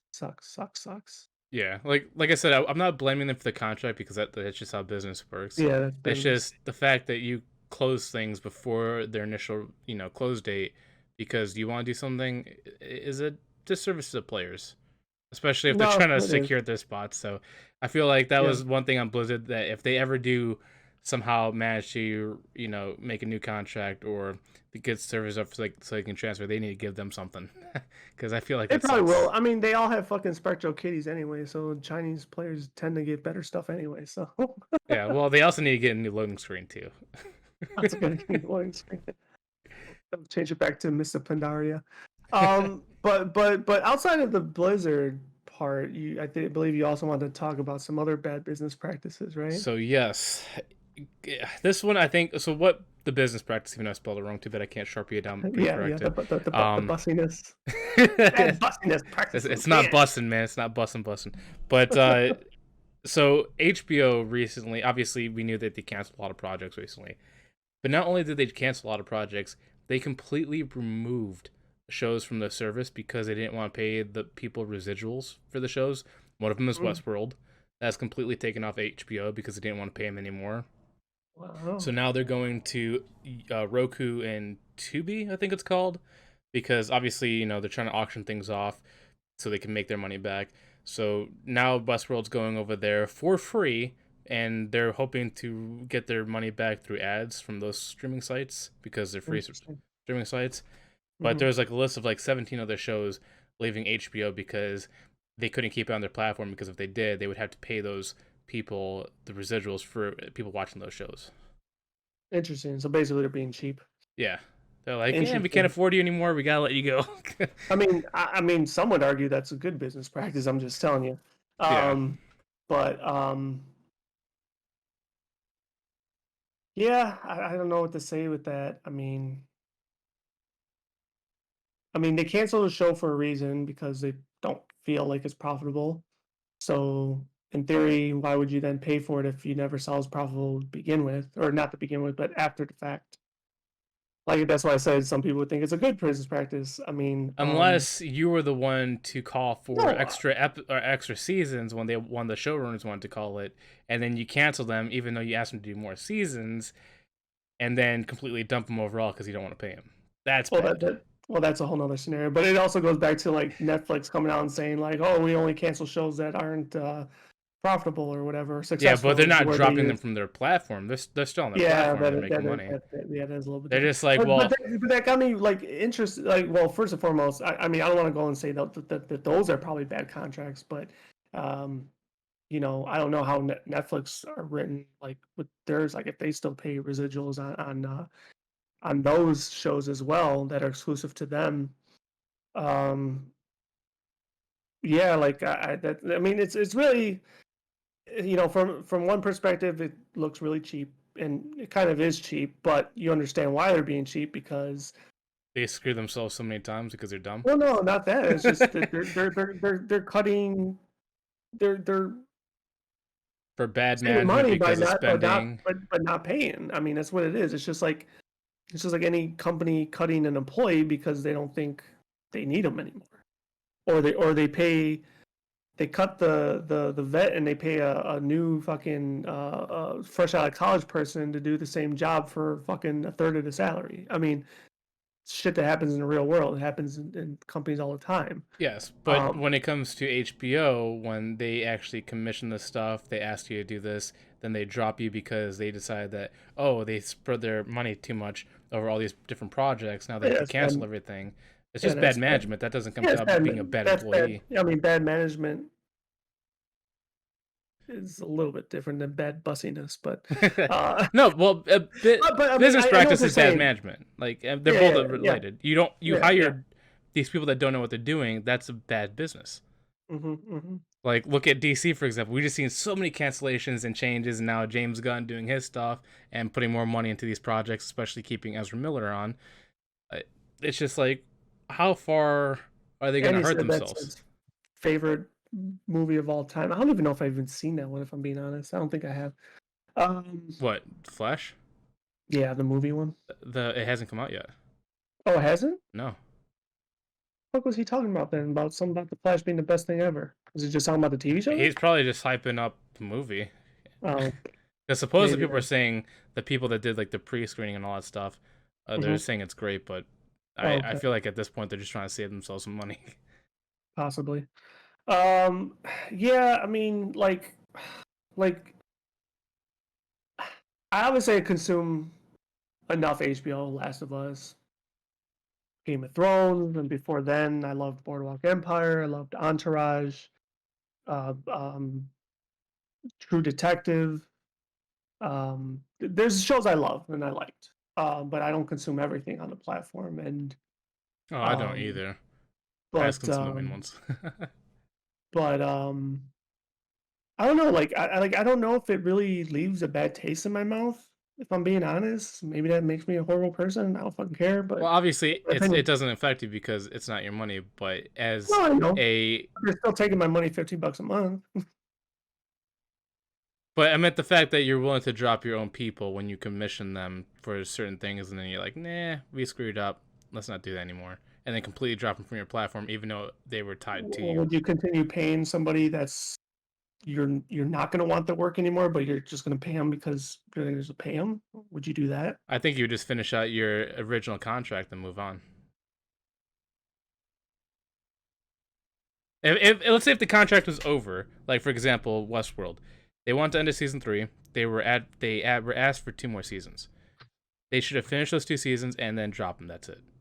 But they cut them off at season 4 after that. Let's say you were paying someone to paint your house, $100 a room, 6 rooms, $600. After the second room, you're like, you know what? You fucking suck. Here's your $200. Get out. I'll do the rest myself. You tell me you wouldn't do that, or you would pay him the $600. Okay, go ahead, finish the house, even though you fucking suck at your job. let's say I'm supposed to renovate your bathroom, and I did that perfectly, and that's all I wanted to do. But you're like, I want you to do my my electric now, and I'm like, I'm not certified for electric, but you're like, no, I'll do it anyways. I'll pay you. And I do it because you said you were gonna pay me, and they cut me off because you're like, I don't feel like it anymore. You didn't answer my question first. Well, but that's not the case though. Well, obviously, I'm not saying all 17 shows are like this. I'm using Westworld as the example because they just want to do 3 episodes to be done, and HBO asked for more. That's the example. Do I know about Raised by Wolves or the other ones? If they were, from what I understand, they were just renewed by seasons, and they just decided to cut them off. So that's why that's not an issue. But Westworld, they were asked for 2 more seasons. I mean, what it really boils down to is, like, once again, just contracts. Like, going back to your scenario, like, I mean, if there's nothing on paper, you have every obligation to say that. I'm like, yeah, I changed my mind. I mean, seriously. Now I know how you do business. Just like, I asked you to do this, but now I don't want to do it anymore. Yeah, like, you know what? I mismanage my own money. I don't have money to pay you, so stop what you're doing. Don't even do that anymore. Yeah, and like, then you didn't start, did you? And they completely cut them off and be like, nah, you did this work, and we're not going to give you credit for your work. Well, I mean, if they just started and, like, it was like, well, shit, well, here's $50, but just stop. Don't even continue. Yeah, like, I wouldn't be that big of a dick, but like, I think you have every right to stop them and be like, you know what, fuck, So they stopped them, and then they completely removed their credits and put them on another one because they didn't want to pay them. The stuff that they already did, not after, but the stuff they already did. Well, if they're not paying them for the stuff they already did, now that's bad. No, that's what residuals are. That the stuff they already did, the people watching it. Well, residuals more is once again, that's a contracted thing. Like, there's okay, I know this because I was trying to do the fucking acting thing. Like, there's contracts where you get paid a one-time fee or one-time pay for a gig, or there's other ones with royalties. Like, it's all in the contract. So I don't know what every fucking TV show and every single actor and actress in that TV show signed. They could all have different agreements. Well, that's why they dropped these 17 shows, because they didn't want to pay them, because every time somebody watched it, they would have to pay them for those episodes. Yeah, but if you no longer have it, then you don't have to pay. Like that well, that's what I'm saying. That's why they dropped it. But that happens all the time. That happens with regular TV as well. It's happened like throughout the years. I know, but it just because it happens doesn't make it right. Is it a bad look? Okay, yes, I would agree it's a bad look. But like, the thing is it happens all the damn time. Okay, but there's 2 different arguments. We know it happens. There's a difference, but should it happen? No. They should learn how to fix themselves. You're not going to pay everybody all the time for the rest of their life. You have to make business decisions. Well, obviously, that's why you cancel and move on. But if you have them already make stuff and it's already on your platform, why completely get rid of it when people are willing to acknowledge the fact that people actually still want to watch it still? Well, they have to get rid of it because they would have to pay. So that's the business decision. If you want to watch as a fan, go buy the DVD. Man, you are more heartless than I ever thought. I guess I am. Like I said, I understand why they're doing it. I mean, it's business. I think we all agree with that, but that doesn't make it good business. But okay, if you're the conglomerate person on the top, the CEO, you're telling me for every single TV show you ever made and put on your platform, you are going to pay residuals for every single TV show for the rest of their life, for the rest of Inception, and keep building that library. Like, no, you have to make cuts. It's going to happen. There's no way in hell you'd be able, you would go bankrupt at a certain point. unless you are like a Bezos and keep making money and you could support that. But like if you have a budget, you are going to have to make tough decisions. I mean, that's just the way I see it. Like I said, you're not wrong. That's what businesses do, but they were the ones that put themselves in the bind, not the showrunners. And that may be right. And that's why I'm saying it's bad. But because But that I'm not asking because of their bad management. This is the effect of bad management. Is that a shitty evolution? Yes, but so you're pretty much agreeing that it's bad, but you're saying, but you're agreeing also that the mismanagement is bad. I think Yeah. anybody could look at mismanagement and be like, "Oh fuck, that sucks." But now here's the outcome of it being. But that's the argument though, is that obviously they're doing it to save money because they screwed up big time, and obviously that's any business company is going to do. But that doesn't make it right. That's the argument I'm trying to make. But how do you avoid bad management or what you should do instead of firing the showrunners, you fire the people managing those projects. So fire them and get new people in the executive leadership is what you're saying. Yes, fix the actual issue, which is could people, happen. Doing too many projects at once or starting projects and cutting it short. That's almost asking the CEO to fire themselves, which isn't really gonna happen unless they get caught in some fucking scandalous shit, and then they're forced to step down due to a board of directors. And they get paid billions of dollars, millions of dollars to step down. Just to leave. Yeah. But once again, it comes down to bad business. Like I said, just because a business does something. Sometimes bad management leads to poor business decisions. Well, not even poor, but necessary business decisions that has a bad perception on consumers, which is kind of where this is Genesis is from, right? It like from our standpoint, at this point, it's not even for the consumers; it's for the people actually working for them. Well, them too. No, because like the benefit of us is that consumers are going to Tubi and Roku for free. You just gotta watch ads. That's consumer benefit. But for the actors, they don't get that benefit. It could be worse. They could be like furlough and have to work for free and shit. Yeah, but I'm just saying, like if I was HBO, I wouldn't focus purely on. I mean, obviously, like you said, you gotta cut some shows to get some money, but I would focus more on internal issues, on who's running these projects, who's commissioning all these things to be done, but then falling short on them. That's what I'd look at. That'd be a better business. Because hiring James Gunn and keeping Ezra Miller. Yeah, I mean, yeah, that one definitely is a bad look. But I mean, at the same time, like, what has this happened before? Oh, it's most likely definitely happened before. I mean, I know I said like it happens a lot with other other shows and stuff because like I said, I've seen it, but I mean, exclusively with HBO has this. Is this like another episode or? I mean, maybe it's happened before in its past. I'm only talking about now because it's current, but so far it's just like a snowball effect of just bad. Because of all the other stuff they have. Yeah. Yeah. Yeah, I mean, because like going back to like if this isn't the first time it's happened, and who knows, maybe the last time it did, and they did change some sort of leadership. Like I don't fucking know.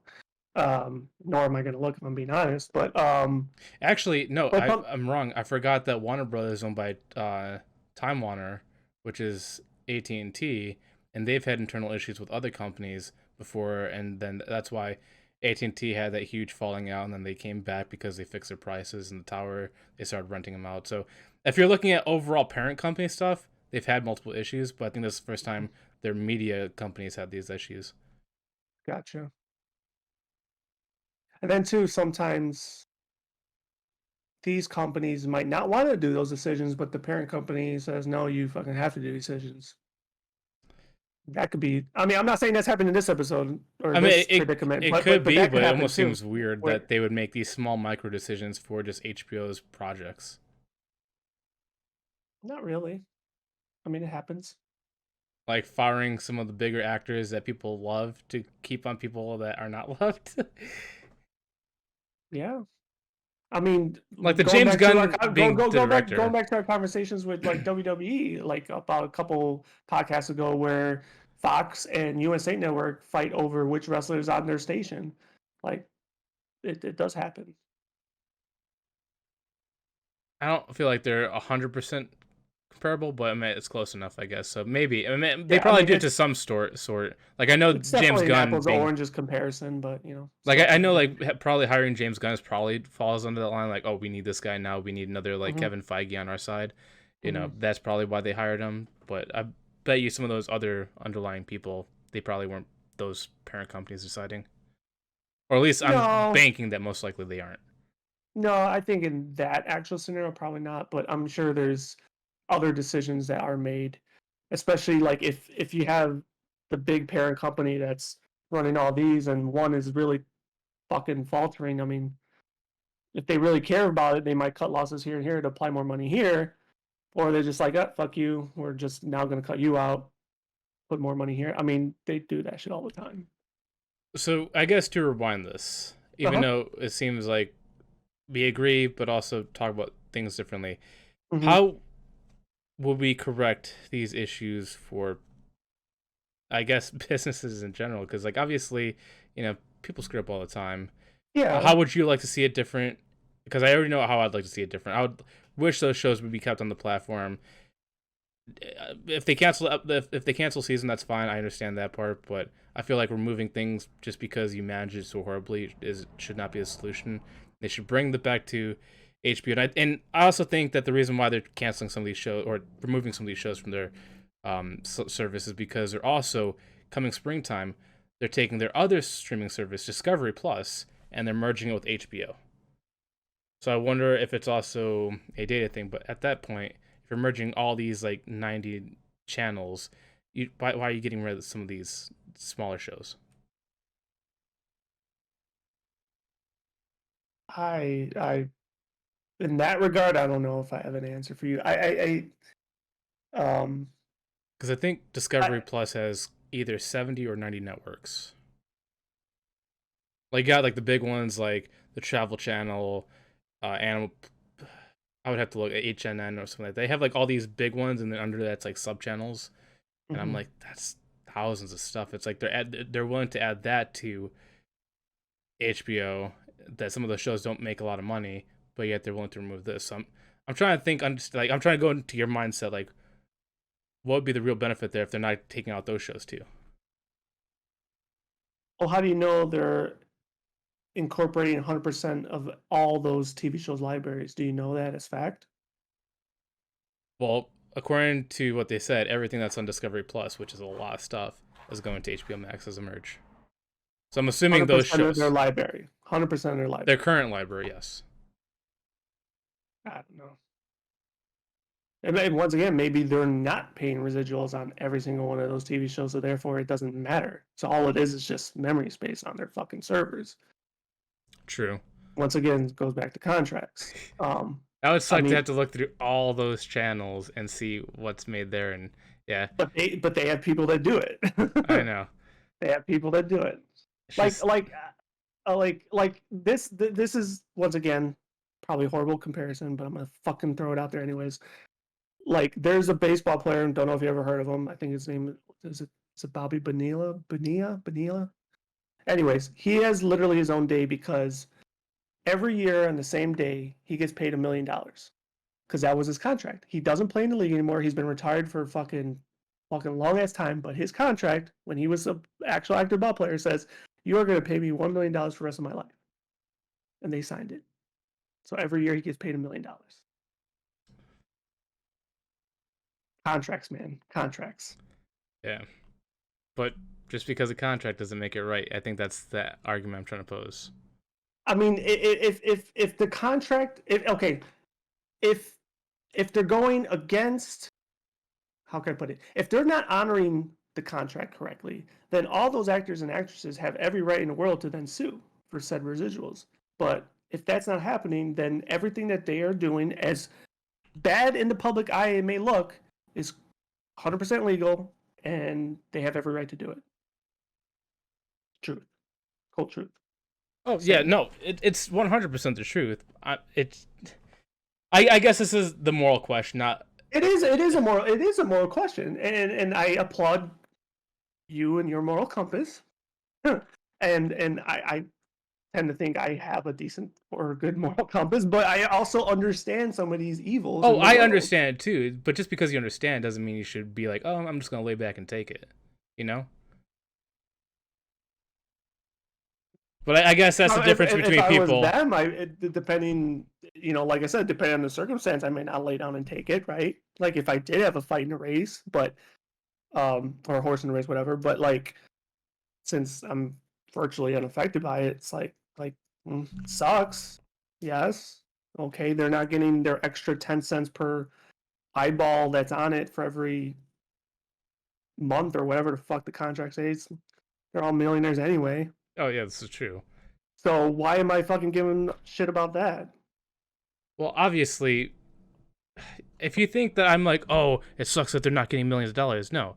I'm just posing this as a question, like, because this happens to other companies too, especially people that don't make millions of dollars. Like, obviously you're looking at the actors here. Mm-hmm. Look at the people that were making those shows and then they get Mm-hmm. canceled, and then Mm-hmm. people doing makeup or lighting or visual effects. They're Mm-hmm. screwed too, and they don't make millions of dollars. Yeah, no, you're right. No, they don't. But actually, a lot of them typically do not have like most of them are union as well, right? So their pay is set at a standard, I actually wonder if and that's there going to is change soon. and sometimes there are no negotiations with that, which Yeah, that you could say that sucks even more. yeah, And because then let me tell you, because I've been on set and I've seen how the sets work. I'm not really. I mean, unions can be good in this world and they have their place. I understand it because human rights and stuff. People get work like dogs. I get that. But sometimes unions fucking suck. 100%, the teachers union sucks the most right now for Chicago at least. So I mean, um, yeah. I mean, it's interesting. There's a lot of dynamics involved. Yeah, and that's I think that's what makes this question so hard is because like, like you said, there's different scenarios like how you for well at least if we're talking about makeup designs, set makers and all that stuff, they have Yeah, unions where it acts as a, wardrobe, everything. it acts as a safety net so they know they're getting paid the standard, but it's also a double-edged sword making sure they don't get any more. Yeah. So like I said, obviously we can always easily chalk this up. Quick summary: it's just business, but should the conversation really end there?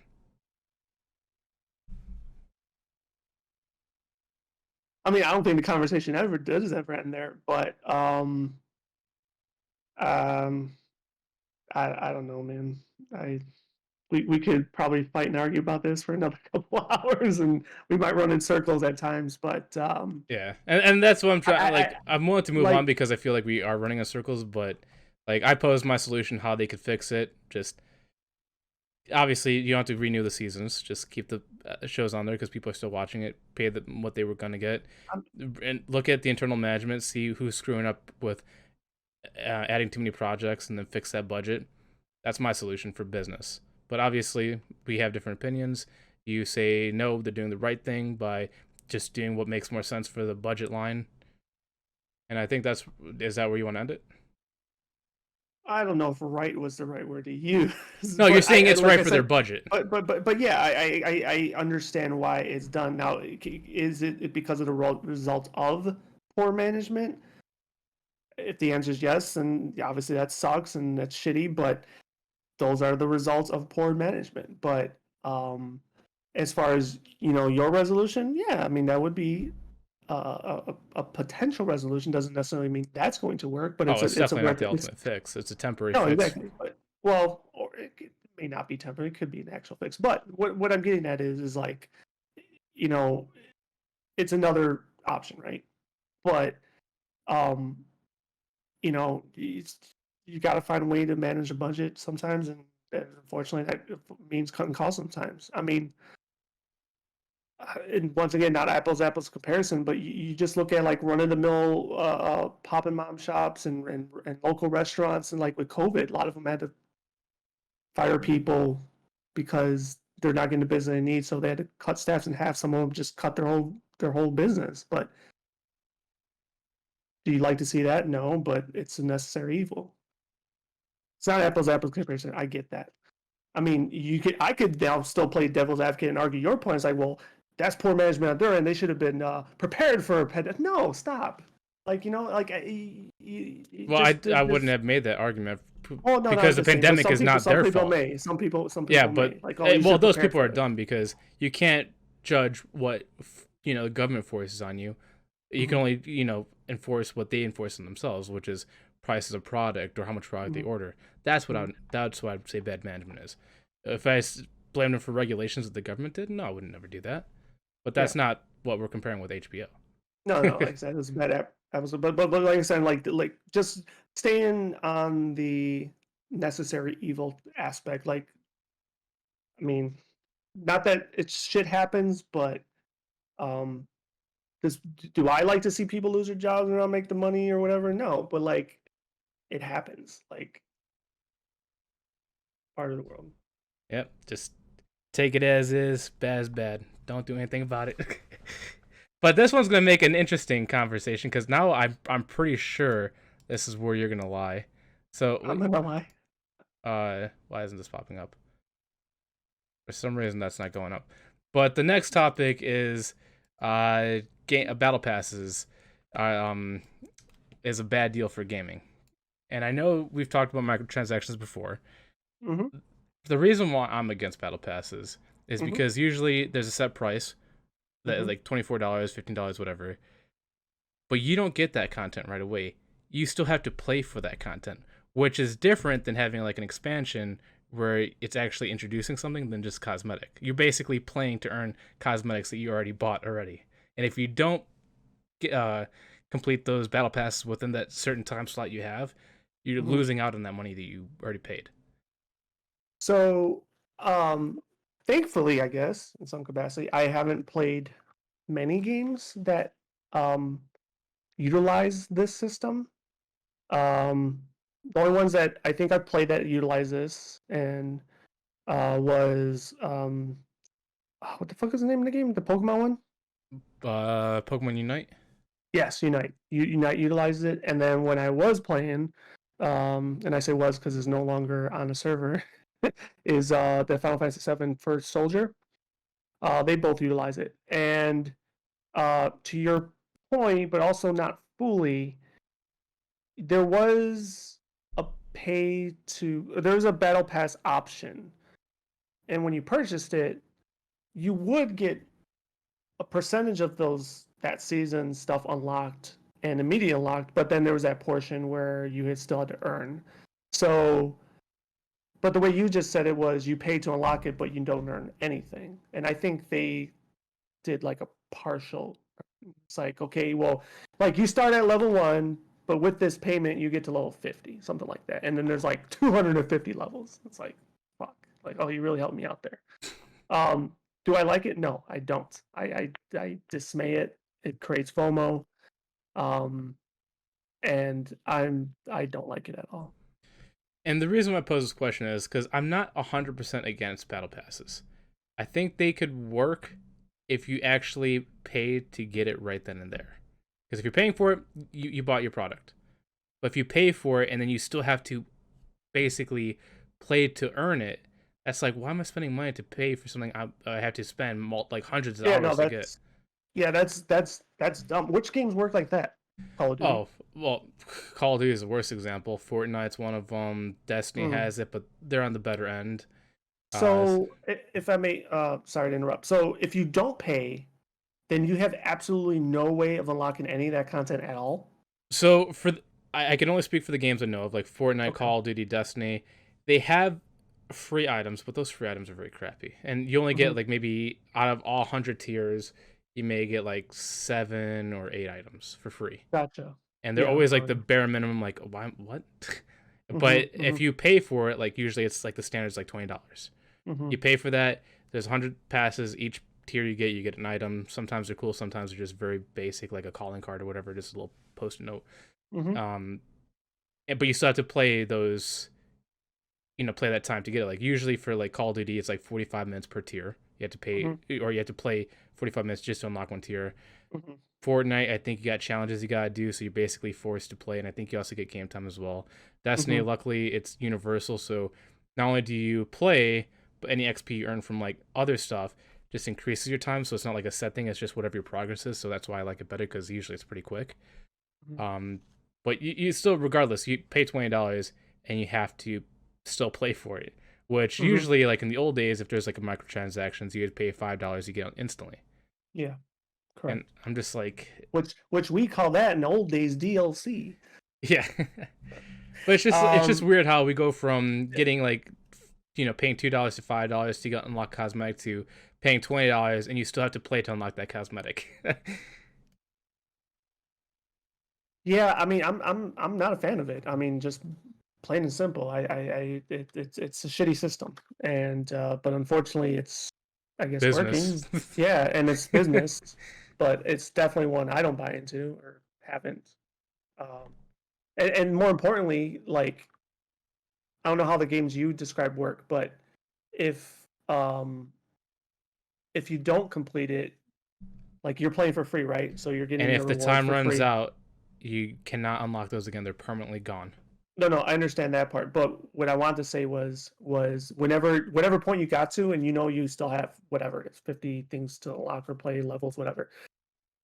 Do they have the option to then pay your way to complete that before Yes. time runs out? Okay, yeah, that's what I thought. Which is just fucking scummy. Yeah, you pay $20 Um, for all of it, and then you're like, oh, here, pay again to get that extra stuff that you already paid yeah, for. and since you like to make fun of me in business, like yeah, you're right, but like that's just business I'm not going to buy into. I think I don't know if that falls back under the bad bussiness, but and also bad or poor management. Just look at the But title though. but I there actually spelled battle passes right, so I'm good on this part. you're good on this one. Yeah, yeah, you're good. But you know I'm just yanking your chain. I know. it's I'm it's shooting funny. into it. No, this is like the ninth time, dude. I did it so quickly. I should really double check things. Poor Not management on my nighttime. I end. think I think it's poor management here. With Yeah, it's poor management on my time because all good. We're autocorrect. getting a good laugh out of it. Oh man, who was the genesis for this? Was it Fortnite? Was it Activision? Fortnite definitely made it popular, Popular? Hmm. but I think it originated with a game called H1Z1, which is a battle Mm, royale. so But they're do the I know for a co-parents fact? really. No, I'm just going back Yeah, of yeah, yeah, my yeah, yeah, memory yeah. bank, as I think that might have been the first one, or Gotcha. it could have been PUBG, one of the two. I mean, as you know, as I play devil's advocate, I mean, I will say this much: It's whoever profitable. was, huh? It's profitable. If that's the argument, we all know it's Well, profitable. well, that part too, but I wonder who was the genius that came up with this model because Some kind of uh, hardcore gambler. I don't even think it's really gambling though. Like the loot boxes and stuff would be gambling, right? Whatever games have that. I think what Overwatch was one of them. Um, no, I wouldn't say Hearthstone with the cards is gambling. Well, the packs is considered that. It's random. Yeah, kind of. Yeah, kind of is. Uh, I don't know how I feel about those things too. I know that's not really the topic, but so I'll stay away from that. But No, we can go into that um, because I was actually gonna use that comparison before, like how even the okay, government got into that, where like they're saying that's yeah, gambling, kids shouldn't do it, all that stuff. it is. But at It this is. point, I think I'd rather have kids gambling on that than being robbed. Because like with this with I mean, you still get robbed that way too. You know, if you're expecting that legendary skin and you get a common one, you know, that's well, if still you pay for it, technically yes, robbed too. you're right about that. But at least I, mean, I don't want to support loot or loot boxes either, because I thought that was bad too. I think you should just have a list of items in the shop, pay for what you want. That's it. I think that's the Mhm, best method. mhm. But at least with well, most games I played, they had the loot boxes. You would pay, you get a token for free, and you unlock. That's it. There was no like, oh, you had to do it within 30 days, or you Mhm. can't get it Yeah, again. It was just, yeah. it's all in the loot boxes. You just gotta keep playing to get lucky, or you Mhm, could pay for it if you wanted to. But mhm. now you get FOMO, and you gotta pay and pay again if you don't make it in time, or you Yeah. lose out. I mean, and all in all, right? Um, no one's obligated, right, to Yeah, spend this is this all money. personal. It's all optional. However, with the way with FOMO and with having that cool shiny Corvette or whatever Ferrari, like you want to be cool with everybody else, especially since it caters to more kids, right? Or you got to be popular. Um, yeah, it sucks. It's I don't like. I don't like these models. I don't like how gaming in large capacity moves to this model. I hope WoW doesn't, although they just recently introduced something, but thankfully it's nothing like this. And dot dot dot question mark yet. Hopefully not. Um, I don't know what else to say except I don't like it. I don't know what else to go with this, Josh. Like worst deal in gaming? Yes, yes. And also another However, reason. Go I on. do have one more thought though. The only thought to counter that, and I think we brought this up in the past too, is generally speaking, not all of them, but most of these games that use this model are free. So right, so going back to making money, business, all this shit. So it is a way for them to make money. So therefore, they then pay their developers and all that shit, and maybe even pay them more than what they were probably working for free when they started on the company. Who knows? So in that regard, that kind of could be good slash cool, but that model sucks. Yeah, especially when that model gets introduced into premium games like Call of Duty, where you pay to Where you pay play, for the game, and then you yeah, gotta pay even more. yeah, yeah. So, well, obviously, okay. So I was actually surprised that you didn't just chalk it up to it's business, it's profitable, it is what it is. You actually said it's I mean, I bad, did right at the end kind of give my little bit of business mantra, but I think and I that's what think I like. Obviously, we both understand it's business, and that's what it is. But I'm glad mhm. you finally said that piece that you can agree that's bad. No, yeah, no, I'm not a fan of it at all. Not at all. Mm-mm. So now comes the other question: is how would you like to see microtransactions being put? Because Ooh, my I thought this personal was coming. thing would be Call of Duty, which obviously right now it's the worst one.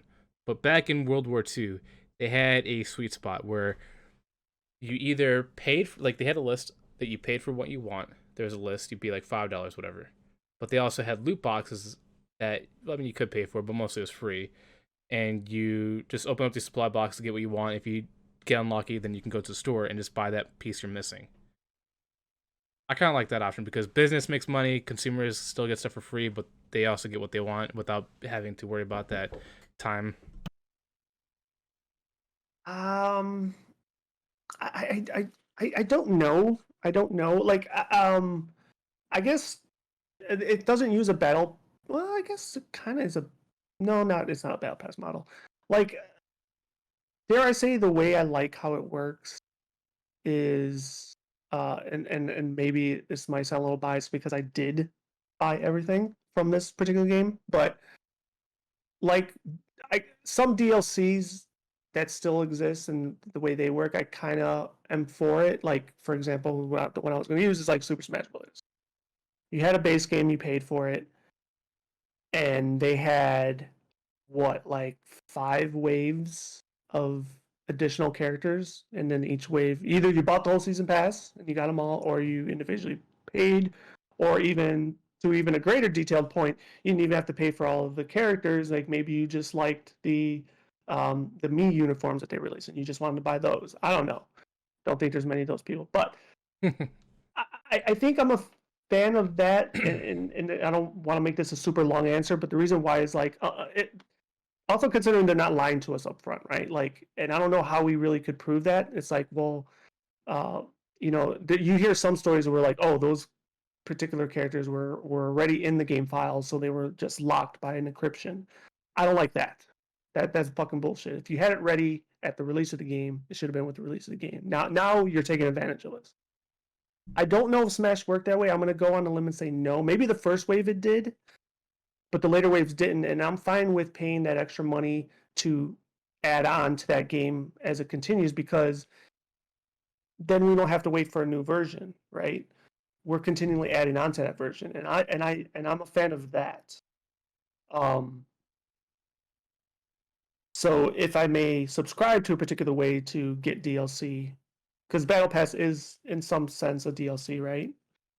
I think that would be the model I endorse. Yeah, because you have That the choice, but that choice is you know what you're getting, and you get it instantly.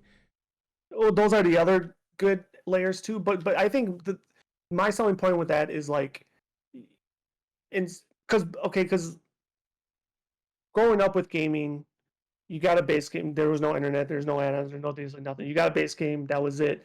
If you want a new installment, you wait till the next one was released, i.e., Street Fighter 2, 3, Turbo, etc., etc. You had to pay for the whole game all over again. Versus if you take Turbo, I think is a good example. Now that I bring it up, if you had a base game, Street Fighter 2, and now you add Turbo and it adds more characters, well, that could have been a DLC patch that you only spend $10 instead of now having to pay a whole game for $60. I think that is better for the consumer. This is not. I don't know if that answered your question. No, it does. I think we Okay. we seem to be on the same page Yeah. because obviously that's what I like to is either buy instantly or you work for it in game, which seems to be the choice. But you know what you're getting with those methods that the company makes the money because obviously in order for games to get more stuff, the company has to make money, like you said, business, which is true. But they also give consumers what they want, and it's like you're meeting both ends. While this battle pass, it's only meeting one end. For sure. But at the same time, do you think that this battle pass like craze is also eventually going to get to the level of loot boxes where they're going to start getting cut out of games and do a different microtransaction format? And if so, do you think it'll get worse, or do you think it'll go back to how it used to be? I'm thinking it could easily get worse, and I'm pretty sure they're nefariously trying to think of how they can make it worse. Yeah, I think Call of Duty right now is like the prime example of how it can get worse because like I said, you pay for the base game, you pay for the battle pass. Not only that, they also have other cosmetics that are not in that battle pass that are $24 each, and then also you gotta pay or play in that game to unlock additional content that's free, but you can't play that free content unless you get that key from another content. I am going to throw this out there, and this is going to sound like if any of those people hear this, they'll be like, ding, light bulb. An additional payment for a solution, if you want to call it a solution, is those particular items that you are potentially missing out on that you didn't have the time to earn, even though you already paid for your pass. Well, if you do pay for said amount, you still have to earn it, but now they don't go away forever. They just go into a pool that you can still earn at a later time or whenever you're able to get that experience to unlock it instead of going away forever. I'm half with you. I mean, I'm not saying I still like that because I don't. No, but it's definitely better than what's already here. Huh? It's definitely better than what's already planned. Yeah. Because at least you pay for it, but you're not losing it. You still have a chance to earn it. You just got to play for it. I think there was a game that actually did do that, where it's like you have the battle pass. If the season ended, that battle pass is still there. You just got to earn it after you earn the other season pass, or if you don't buy that one, then you finish that one out, which is fine because at least you're getting for what you paid for instead of losing for what you paid for. And I think to even assist with that, to make it even sound not more lucrative but more of a selling point, is like, okay, so you're in season 2, you're working through season 2. Let's say for whatever reason you were able to apply more time in season 2 than you did 1, so you do maximize and you collect everything. Well, now that added experience, you could go back and apply to season 1 to finish off all your season 1 stuff. Yeah, I feel like that's how battle passes should have been intended. Unfortunately, they took it to a different route. Would it be funny if it was, and like, we just got the coding wrong? Yeah, I'm trying to remember what game did it, because I know there was one game that did it. Unfortunately, they shut down. And it's probably because they didn't, create FOMO. Yeah, probably. And that's what it really is. Like, sucks. Yeah. And also, I guess to play your side a little bit, in order for this to truly go away, it comes down to personal responsibility. If consumers don't like it, they should stop paying for it. Yep. And I've said that many times. Many times. It's just like well, we're here again using a baseball analogy or any sport analogy, really, any of your favorite teams. It's like your team is in last place. They're shitty. You complain about the mismanagement that's going on in the front office. Like, fuck, they need to fire so. They don't fire so. So what's the best way you tackle that situation? You do not go to their games. You stop buying tickets. You stop buying merchandise. That's when the decisions will be made. The ultimate vote you have in life, this might be a bad take, so you could clip it. The best vote you have in your life is not going to the office, to the stands every time there's a voting period. No, you vote every day with your fucking dollar. That is how you vote in this world, is with the almighty dollar. Yes. I'm also trying to, like, before we completely close this out, Mm-hmm. I'm trying to go through a nightmare scenario and like how this can truly be worse than what we currently have for Oh, microtransactions. you're trying to think of that the whole time too. Yeah, like a doomsday Yeah. scenario. Well, Like we don't want to give any ideas. So businesses listen, like, oh, that's a good idea. We should do that. right. Yeah. I mean, at some point though, don't you think? Because like you said, I'm sorry. What was I going to say? Note boxes? No, the loot boxes. And then finally, the government had to step in. Do you think that could ever happen with battle passes? I feel like I would like to say I'm hoping yes. I don't think so because they pretty much tell you up front this is what you're getting, They have the and that disclaimer. yeah, they have the disclaimer, so But no then they one's have that for loot boxes too. yeah, but they use the argument of gambling, which there's no gambling here. You know what you're Mhm. getting, you know what time frame you have. If you don't do it, that's on you. I think that's the argument they're gonna use, and I don't think. I'm just saying, like, if I'm to be on the bad side of things, I'm Mhm. just saying the reason why they won't get slapped on the wrist because this time, just like they did for loot boxes, is because they lay everything out for you. You know how it works. There's no gambling. You know exactly what's gonna happen. That's true. That is But true. once again, that doesn't make it right. No, I concur, but that is true. Hmm. Well, I think what really needs to happen, because obviously people will obviously always prescribe to this. We need to create a gaming company ourselves, create the best games ever, but also create good microtransactions that we can pave the way going forward. Obviously, Fortnite was the reason why Battle Pass got big. Let's create the game that's bigger than Fortnite and create a better microtransaction system that other gaming companies will adopt. We'll lead by yeah, but example. and then also Patent Pen said microtransaction model. So Yeah. other companies can't steal it, and if they want to implement it, they have to pay us royalties on that one. See, Yeah. this is why you got me around. make money off of the businesses, help the consumers. We're gonna win either, regardless. Exactly. Lead by example. But is there anything you want to add? No, I don't think so. No, I think I'm good. I think it was a great show.